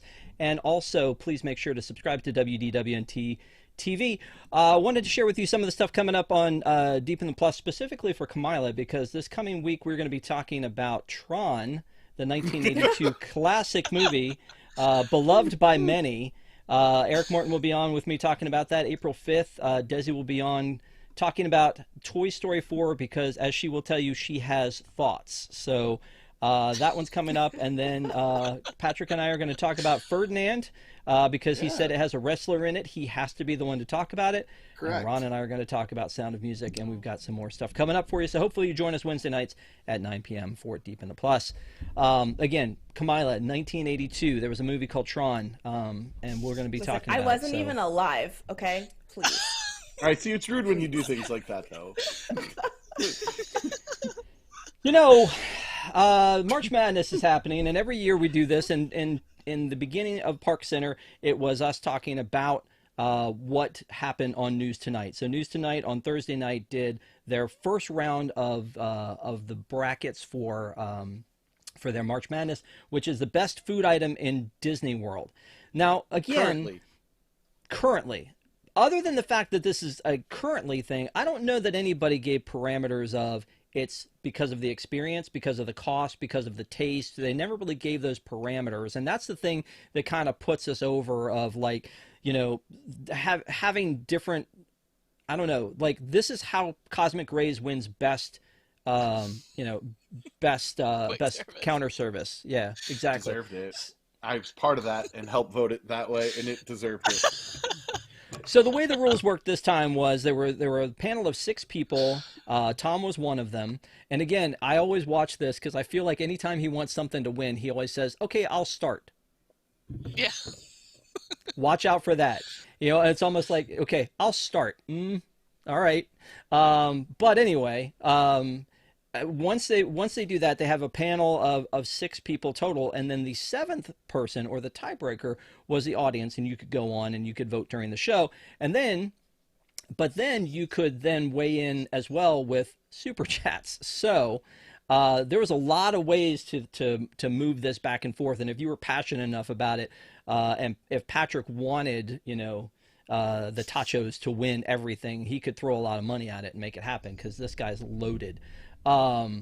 So anyway, when we start talking about the food items, I want to ask this question first, because we didn't get a chance to talk about this last week. Was there anything that didn't make the list that you thought should have been on it in the first place? And I want to ask Kamila first. Was there anything on this list that you go, what wasn't on here that I feel like should have been? I guess for me, the Loco Moco burrito, which is, I think it's at both Disney World and Disneyland. I think you can find it maybe at Captain Cook, but I know at Disneyland it's over at Tangaroa Terrace. But that is one of my absolute favorite things. I feel like it flies under the radar, but it's wonderful. Okay, Patrick, anything that was left off you think should have been on there? No, I really don't think there was anything that iconic that got left off the list. I felt like, honestly, I think this has been our best tournament so far. I think that the addition of the fan vote is really great. The addition that Tom is not always acting as the tiebreaker is good. We don't have wacky brackets that people are voting to intentionally upset the order and trying to win prizes. So I think this is a really good idea. The one thing is, this is so much more subjective than anything else. And I think a lot of times we do default to the quote unquote iconic, to the classic, to what's identified with the parks. And the thing that caught me the most is how much of this is sweet. It is really very, very heavy on sweet versus savory. It was interesting. I feel like you get a lot of that at the food booths too, though. Like when you're going to the food booths, a lot of the stuff that you look at, either that is very Instagrammable or that looks like it may be the tastiest from a food booth, is the sweet stuff. And so you kind of have to pick and choose if you're doing Flower and Garden, or especially at Festival of the Arts. I feel like there's even more of the sweets at that one. So yeah, no, I don't disagree to that at all, because it really felt more snack than, like, say, meal stuff on this one. Stephanie, anything you thought was missing? I'm surprised there wasn't a Casey's dog on there, at least one something, because that's such an iconic locale for the Magic Kingdom. Have you eaten and I at really Casey's? didn't mean to say that. How Oh dare no, you. I'm saying it'll probably How go dare around the first you. round, but the So fact good. that it's there, So I'm surprised that, and maybe a cupcake or two, because Disney. Ugh. But the cupcakes are usually more like specialty stuff, and I feel like most of the stuff was like, these are evergreen things that are always available. But I don't disagree. So the seating was 1 through 16, et cetera, et cetera. Just taking a look at this bracket, so that we get a feel for it. So in the first round, Sanaa Bread Service beat this Saganaki on Fire, which is the flaming cheese at Wine Bar George. And I've heard a lot about people talking about how good this is. What I think about this, again, there weren't really rules, right? But when I think about this, I think that probably both these things probably taste good, but both these things are experiences. Like, it's an experience to go and get bread service. It's not just good. It's an experience, and it's something you can share with other people. And have you heard about the bread service? And you take somebody there. So honestly, I feel like that's at an unfair advantage. But again, I'm just going to call it cheese on fire is one of those things where I think a lot of people have talked about what an experience that is. Has anybody here done the cheese at Wine Bar George? No, but I will, because Eric sold me on it. Yeah. We No, for had sure. some flame broiled, I guess you call it that, at Fogo de Chao, and they do the mozzarella, and it was phenomenal. So maybe if it's anything like that, then I can understand it being on the list for sure. And a lot of And things. Go ahead, Kamila. oh, no, I just was going to say it's funny to me because I actually have a standing brunch reservation for Wine Bar George.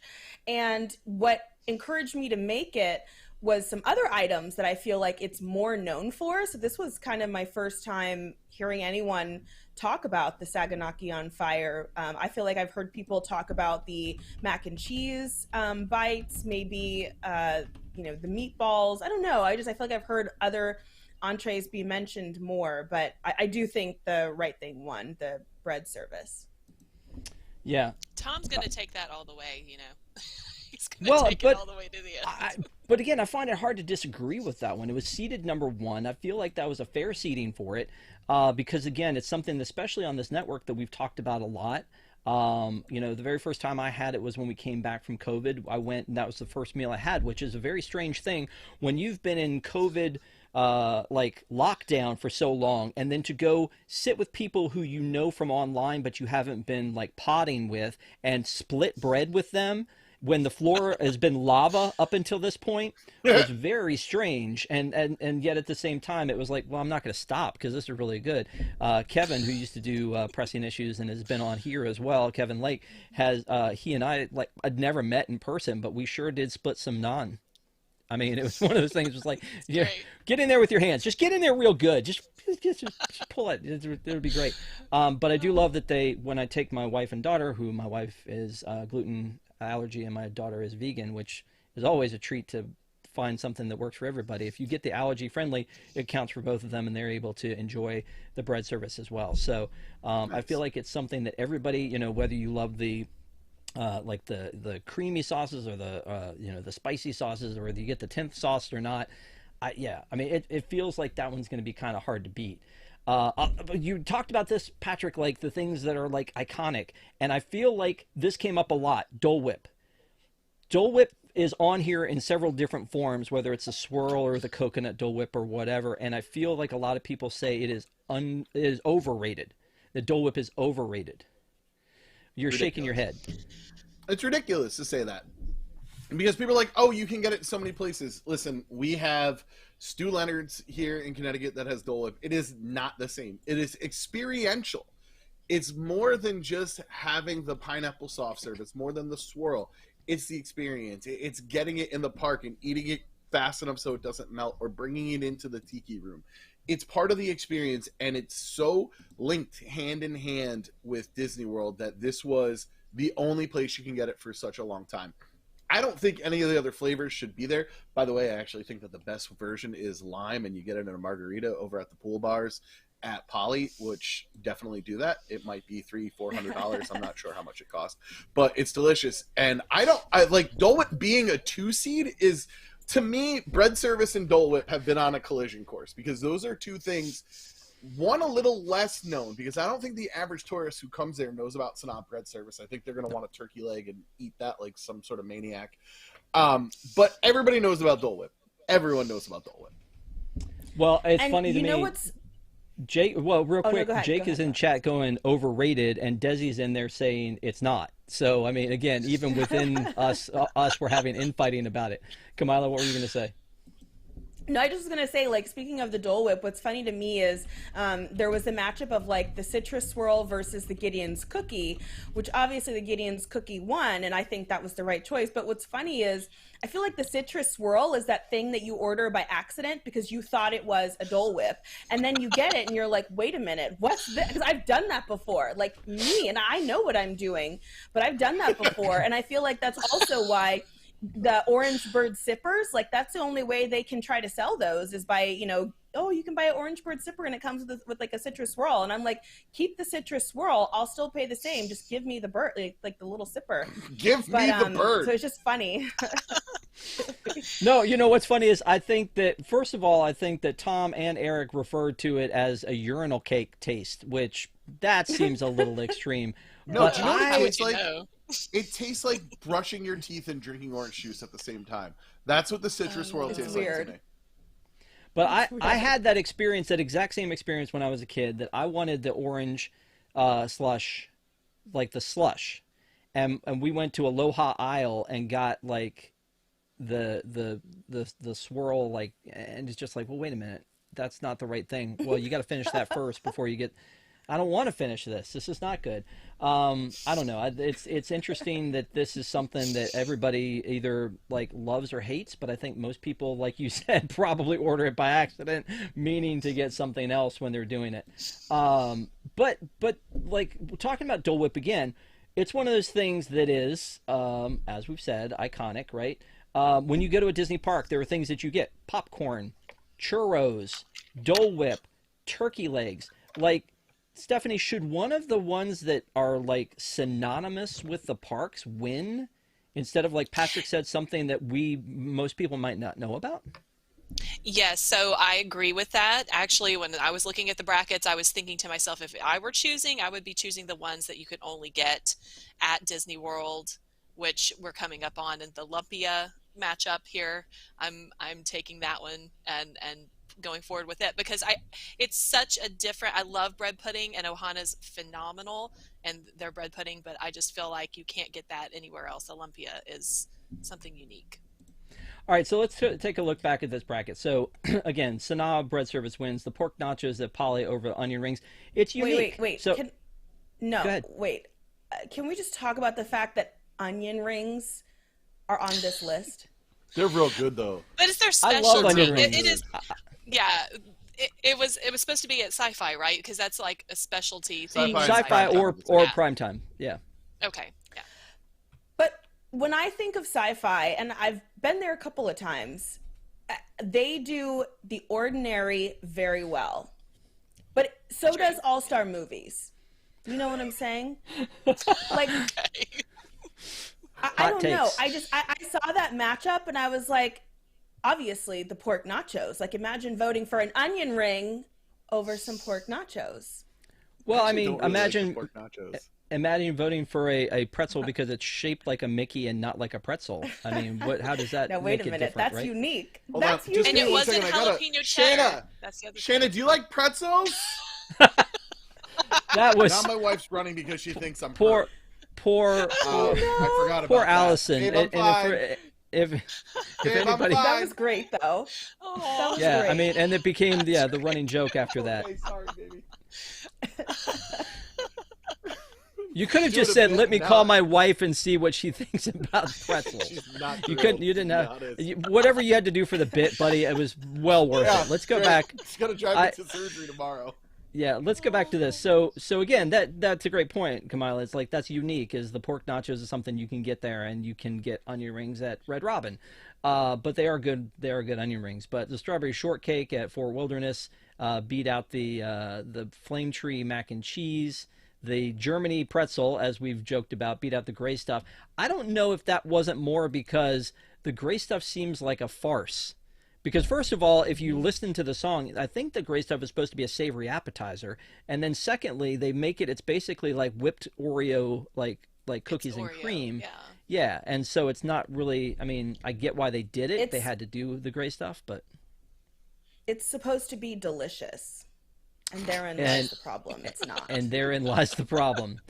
Ohana bread pudding, like Ohana means noodles, not bread pudding, but I don't disagree with this one again over brioche ice cream, which I don't think I've ever had the brioche ice cream Oh there. my god, you have to have the Oh, it's brioche ice good. cream. The brioche ice cream's lumpia amazing. versus the Via Napoli pizza right after Barstool goes and gives it a 7.1. And so, I mean, the funny thing about the lumpia is, like, as Patrick said, that's a sweet treat. But then during the food and the Flower and Garden, they have an Impossible lumpia, which is a savory, which will throw you off if you get lumpia and you're used to the idea of the pineapple one and you bite into it and it's savory. That would probably be pretty disturbing if you didn't know what you were biting into there. I feel like Steakhouse 71 burger, is it too soon to have Steakhouse 71? What? I was just going to say, on the Via Napoli, I felt like there was a little bit of bias against cost. Okay? Okay. Because for me, I did not get the lump. I think the lumpia is good. I don't think it's amazing. Okay. And I felt like via Napoli, whatever it is, I like that. And I felt like they were like, oh, it's an overpriced pizza. But I'm like, wait a minute, we're in Disney. Everything is overpriced. Why does just that get called out? And so I don't know. I felt like that was a little unfair. And I feel like, I don't know, that was not the choice I would have made. And the chat agreed, because I think the chat for that one chose Via Napoli, and I was with them. Well, and going back to the criteria though, and I think Nick even said it's the best pizza on property. It doesn't make it the best pizza or the best item. But going back to like, should price have been involved with this? Should it have been experience? Should it have been like, should there have been a tiering process for what makes it good? You know, I don't know. But when we go and look at these things again, a lot of people probably would have been ride or die for the pizza, but it was 6-1, and not a lot of people jumped in trying to save it. So anyway, so the Lumpia one, the No Way Jose at the Beach Club. I always prefer the kitchen sink until you get into it, and you're like, why did I order this much? And I wouldn't have rather had the No Way Jose, which would have been like more. I had no idea it existed until this tournament, to be honest. What? So seriously, it tipped me off that. I don't know. I think I've only like been in Beaches and Cream briefly. I've never got. Well, and you have to love peanut butter. Do you like peanut butter? Yeah, I love peanut butter. I mean, I could bring the camera down, and there's not very much that I don't love. So.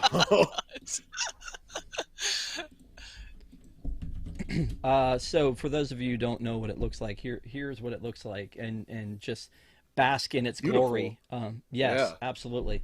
But again, the kitchen sink is the I word of this establishment, and you would want to get the kitchen sink if you went there. So if you're pitting up kitchen sink versus No Way Jose, it's the only time you're going there, I would have gone kitchen sink. But again, I've been halfway through a kitchen sink with 4 other people and exhausted and going, why did we do this? There's too much here, and it's starting to look gross. And it's like, oh, wouldn't it have been nice if I just got something that was a normal person's size? And I do love peanut butter, and so that would have been a nice one to do. So the No Way Jose, the Gideon's Cookie versus the Citrus Swirl. So that's the one you're saying that the Gideon's Cookie 6 to the Citrus Swirl 2, that's a good thing, right? That one?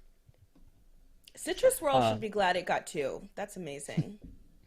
The Mickey Pretzel got pummeled with the hummus fries, which again the hummus fries is a little bit more unique. But has anybody on here had the hummus fries? Yes. Are they great, Stephanie? I don't think they're great. Patrick has a different opinion, apparently. That's not my cup of tea. I like them a lot. Yeah. Okay. Big fan. Schoolbread's one of those things again that I feel like a lot of people talk about. Wait, you're going to EPCOT, you better get that schoolbread, because I had it one time in 1993 and it was delicious and you should get it. But I had it and I was like, like now I can say I've had it. So the schoolbread, I get that one from there. The Nutella waffle, that's a thing. The steak and eggs, but we were talking. I was starting to talk about the fact. And this is the steak and eggs is the same as the Steakhouse 71 burger. Has Steakhouse 71 been established long enough for us to be pulling food from its menu? I don't think so. No.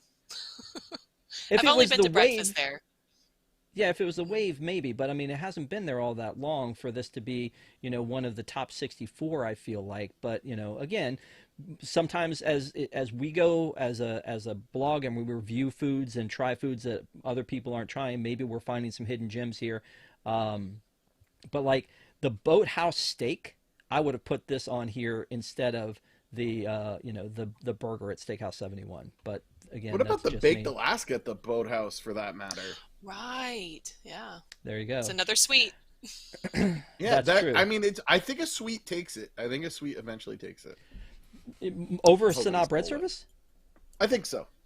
Okay. Because at the end of the day, I think we go with accessibility. And as much, man, I love Sanaa bread service. I think about staying at AKL just to be close to that. But I don't know. It doesn't move the needle for, let's bring it back to Disney Talk, that family from Denver. But can't you get a mini version of the Sanaa bread service at the Nomad Lounge? It's not the same. I mean, you can get a bread service, it's but like it's a not mini the same. version. Yeah. Yeah. I mean, again, it's not quite the same, I feel like, but it's served a little bit differently. It's not the same presentation. There's not as much of it. I get what you're saying, but then the breads are different. But back to this is talking about things that are, iconic is popcorn and churros and the turkey leg, cotton candy. I don't know why this was ever, look at you all drinking, go for it. The cotton candy, I don't think is something that necessarily stands out, but the turkey leg getting shut out. Are you guys surprised by that? No. Okay. It is all right. Never hot garbage. You eat it because you feel like you have to. If you eat it on a chilly day in Central Florida, your second bite is already gelatinous fat, pardon the imagery. And if you eat it on a hot day, you're walking around cooking a turkey leg as you eat. Like, no, that's gross. Nobody wants that. Get rid of it. Okay. So let's talk about the Satuli Bowl and the fried herb cheese, because this seems like this was the battle royale of the evening. There were so many super chats for this one. There were 10 total super chats for this one. Wow, that people were like, no, it's got to be the Satuli Bowl. No, it's the fried herb cheese from Primetime 50s. I have not had the Primetime 50s fried herb cheese. I had whatever they were calling the fried cheese at the Festival of the Arts from the Italy booth. But I don't know that that's, yeah, exactly. So, I mean, there was a lot of passion about this particular fight, and I love Satuli. Like, when we talk about, like, quick service Satuli, I love the whole vibe of Satuli. So, Patrick, have you had either of these? I haven't had the herb cheese, and I didn't know it was a thing, but Sabrina was apparently so passionate about it that she made it for everyone. The Satuli Bowl I think that's a dark horse, because number one, it's delicious. Number two, we talk about being accessible to everybody. You can have it in all sorts of different versions. Mm-hmm. You can have it meatless. You can, customize it as you want. And number three, it totally feels in universe. It really just fits with that. You're on like, a mess hall and you're getting food from there. I really like it. I will stop and order legitimately everything off the menu at Satuli and get a couple of adult beverages, because their adult beverages are good too. Well, let's talk about shutouts. So peanut butter and jelly milkshake was a shutout, 7-0 over the steak and eggs, which again, I mean, not many people are going to be passionate about Steakhouse 71 steak and eggs, I wouldn't think. And then the Ohana noodles over the Outpost mix at Hollywood Studios. Ohana noodles, it was a #1 seed. You expected that to happen. We made a shirt on Carousel Products. Ohana means noodles. Like, we love us some noodles at Ohana. And then the Mickey Beignets 7-0 over that turkey leg, which again, is it because people don't like walking around the Florida heat with a huge stick of meat and grease falling all over the place? Or is it because the beignets are actually that good? Like, I love the ones at Disneyland, but I think about trying to travel out of my way to get to Port Orleans, and I'm like, I'm going to pass. So, I mean, I don't think they'll go too far, especially since they're up against that Satuli Bowl. But anybody passionate about any of that stuff? Nope, let it go. Okay, let's talk about the other side of this bracket real quick. The Cobb salad. Well, of course, the Cobb salad was going to win over the fried rice. It has to, yeah. Yeah, yes. The cattail. And there's your savory losing to the sweet for the Cheshire cattail. I actually mentioned the Cheshire cattail to my wife, and she's like, "Oh, the one they have at Bengal Barbecue." I was like, "No, that's the tiger tail. That's the savory thing." We're talking about Disney World and the Cheshire cattail. I love anything you slap icing on, so thank you. Let's keep moving on that one. Bread and icing, sure. And then the fried chicken at Hoop-de-Doo versus the cheesy brisket at Wilderness Lodge. Does anybody have a fight? What? Okay.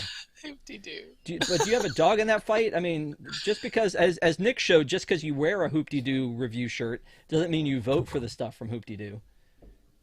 I mean, I got the bowl. I have to vote for it, right? Sure. It's part of the contract with the bowl. Understood. Everything you've told us, though, there was no contract. They just basically gave you the bowl.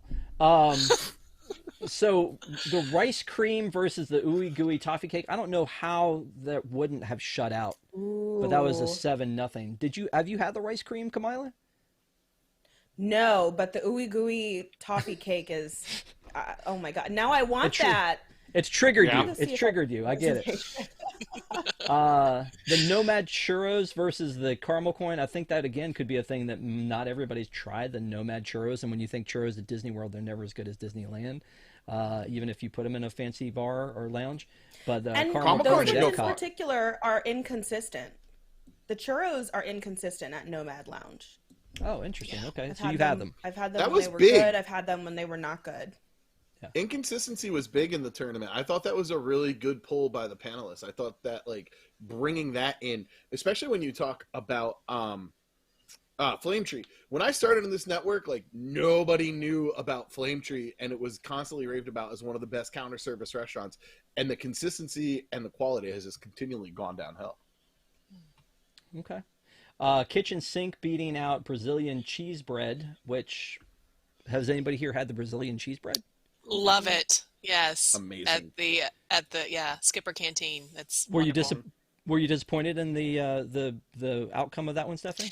No, because like you said, experience points, and you get the kitchen sink, and it's an experience versus the bread you can get. So I think that's probably the better choice. And the kitchen sink was seated too, which again, that the Sanaa bread service, that's let's bring the family and show them what it's all about kind of a thing. That's kind of a fun, we remember doing that.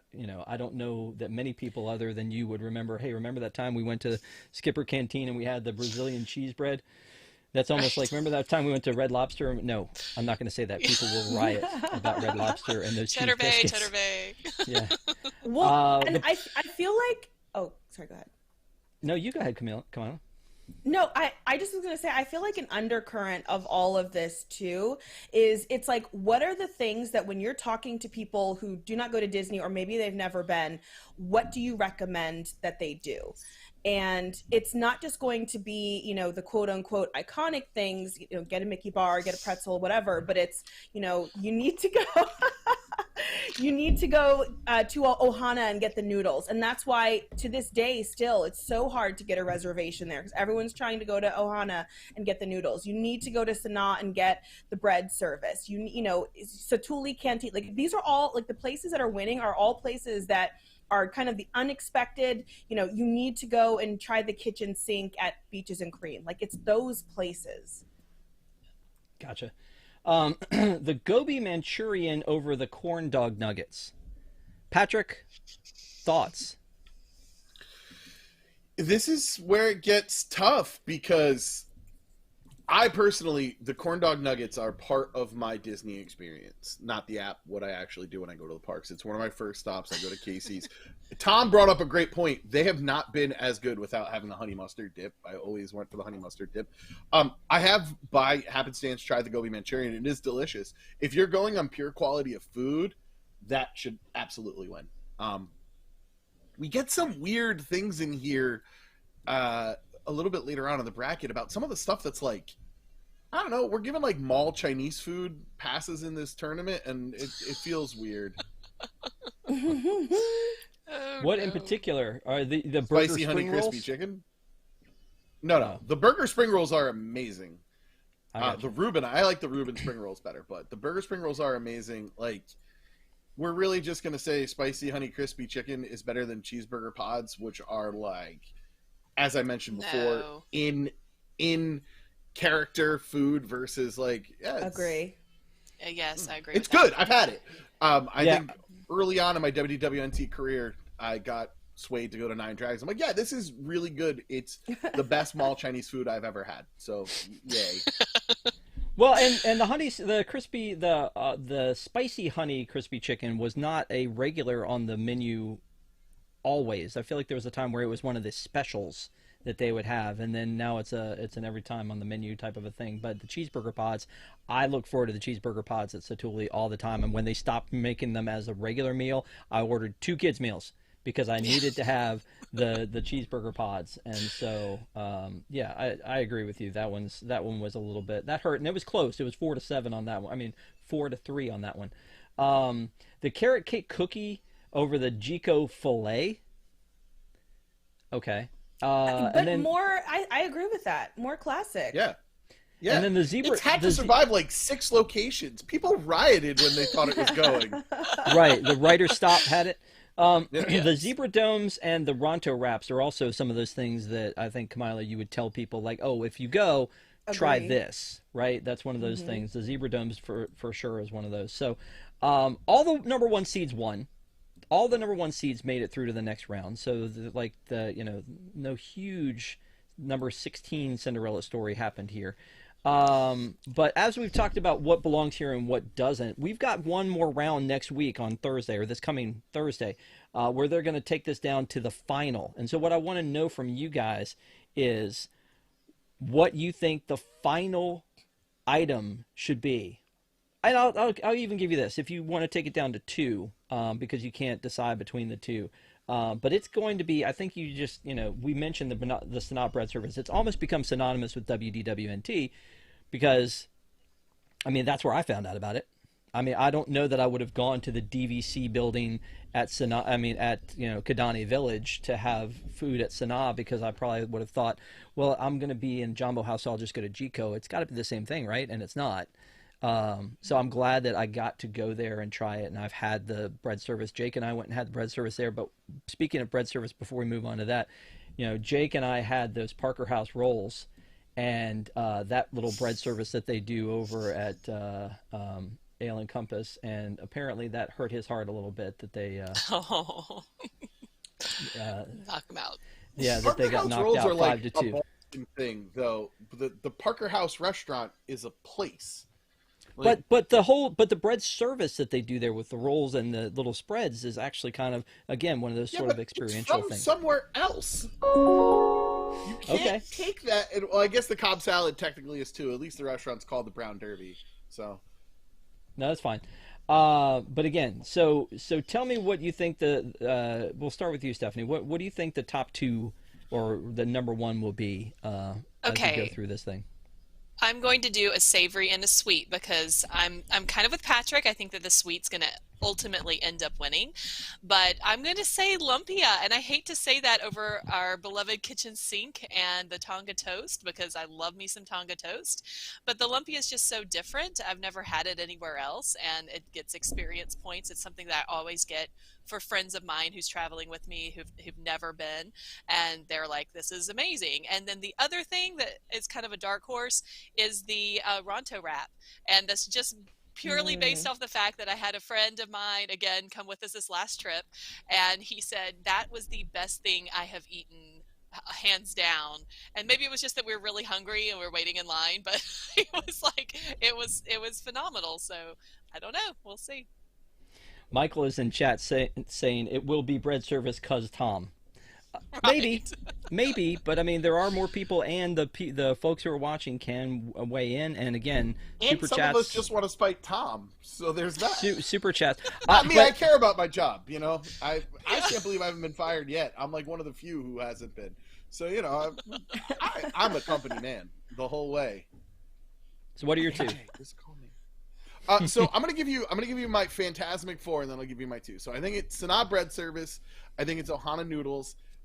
I think we end up with Dole Whip, and I think the 5 seed or the 10 seed. So I think we either wind up with Hoop-Dee-Doo or Hoop-Dee-Doo chicken or Tonga toast coming out in the Phantasmic 4 there. I think our final squares off bread service versus Dole Whip, and I think the iconic Dole Whip is and should be your champion.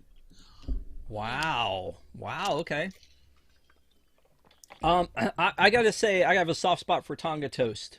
So, again, I think it's one of those things like the bread service that if you've been to Poly, you've had it, you loved it, you told some people, they were like, I heard it's good. They came back, they tried to get into Kona, get the Tonga toast. You can get it at Captain Cook's. It's not quite the same as what you would get at Kona, but it's still good.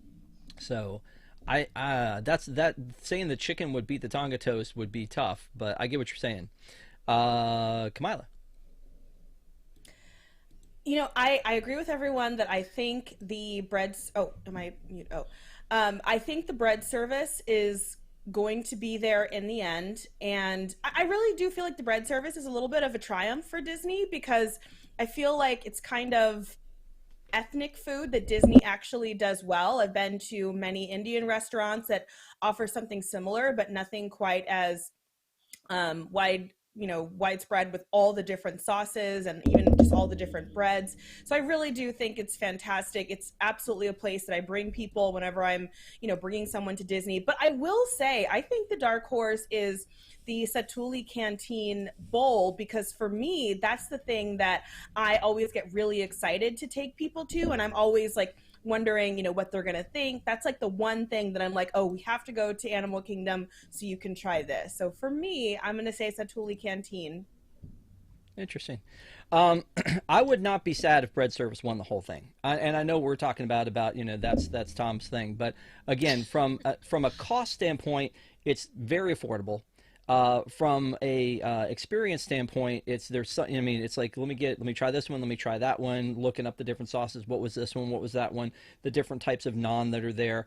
And the fact that you could go and just have that experience without actually eating the other food there. Now, don't get me wrong, I usually get a steak when I'm there too, but it's actually a really good best wine list in the parks too.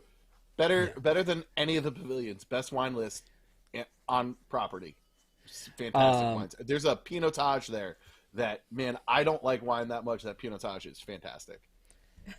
That's fair. But aside from that, Dole Whip is synonymous with Disney. I mean, it really is. And so if either one of those won, I think you're talking about one that would be, unique to us as a blog, that we love this thing and we've promoted it and we've talked about like the experience that it is, and I think it's affordable, it's a good experience, and it tastes good. And then at the same time, the Dole Whip would be one where it's like, you know what, anybody that goes should at least try Dole Whip. A lot of people may say they don't like it, but most people are like you, Patrick, like, try the lime, try the coconut, try the other kind of Dole Whip that's out there. I mean, there are a lot of different choices. There was a whole place dedicated to it, the Pineapple Lanai. Eating Dole Whip inside the Disneyland Tiki Room is kind of one of those like traditions sort of thing, or putting the tahini on top of it. Like, that's one of those things where it's synonymous with Disney. So if either of those won, I think we'd be good. If Hoop-de-Doo Chicken wins, or Spicy Mall Chicken, then we've got problems. No way. Yeah. So tune in Thursday night to News Tonight. They'll be wrapping up everything. I know that Desi's been in chat, and she's been repping for making sure that things stay on the up and up over there. Apparently there's not enough Star Wars food in here for her to use that as her choosing. She fought for Roundup wrap, and I appreciate that, because it's delicious. Yes. And fish and chips Agreed. or whatever, man. There's like, go to Miller's Ale House. They have really good fish and chips there. Yeah. By the way, the runtime on last week's show, 3 hours and 13 minutes for a 90-minute show. I know we've gone long tonight, but 3 hours and 13 minutes. So, if you want to go back and watch that one, or this week, there'll be a new episode. So, it'll be interesting to see what walks out of this one as the winner. So, again, I can't wait to talk about it, to be here next Sunday night at 9 to talk about it with this same crew. And Patrick may be drugged up by then. Who knows? Should be right now.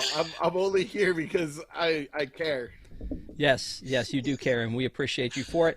Again, make sure, if you haven't already, give us a like for this one. Make sure to come back next week so we can talk about this a little bit more. Thank you to our WIGS members. We love our WIGS. The WDWNT Interglobe Society. There will be a quick post show after this one for our WIGS members, as everyone here needs to get to bed soon or get some painkillers. And then we'll be back. Tuesday night is Disney Entertainment News Today. Wednesday night is going to be Tron. Tron will be on Deep in the Plus with Eric Morton. And then Thursday night is News Tonight, and Friday Boxed In, and then back with us on Sunday. So please tune in. Subscribe to WDWNT TV. Thank you guys so much, so much for watching. We appreciate you. We have a lot of fun talking with you, and we will see you next time. Bye, everyone. Ask your friends if they know Tron. Wow.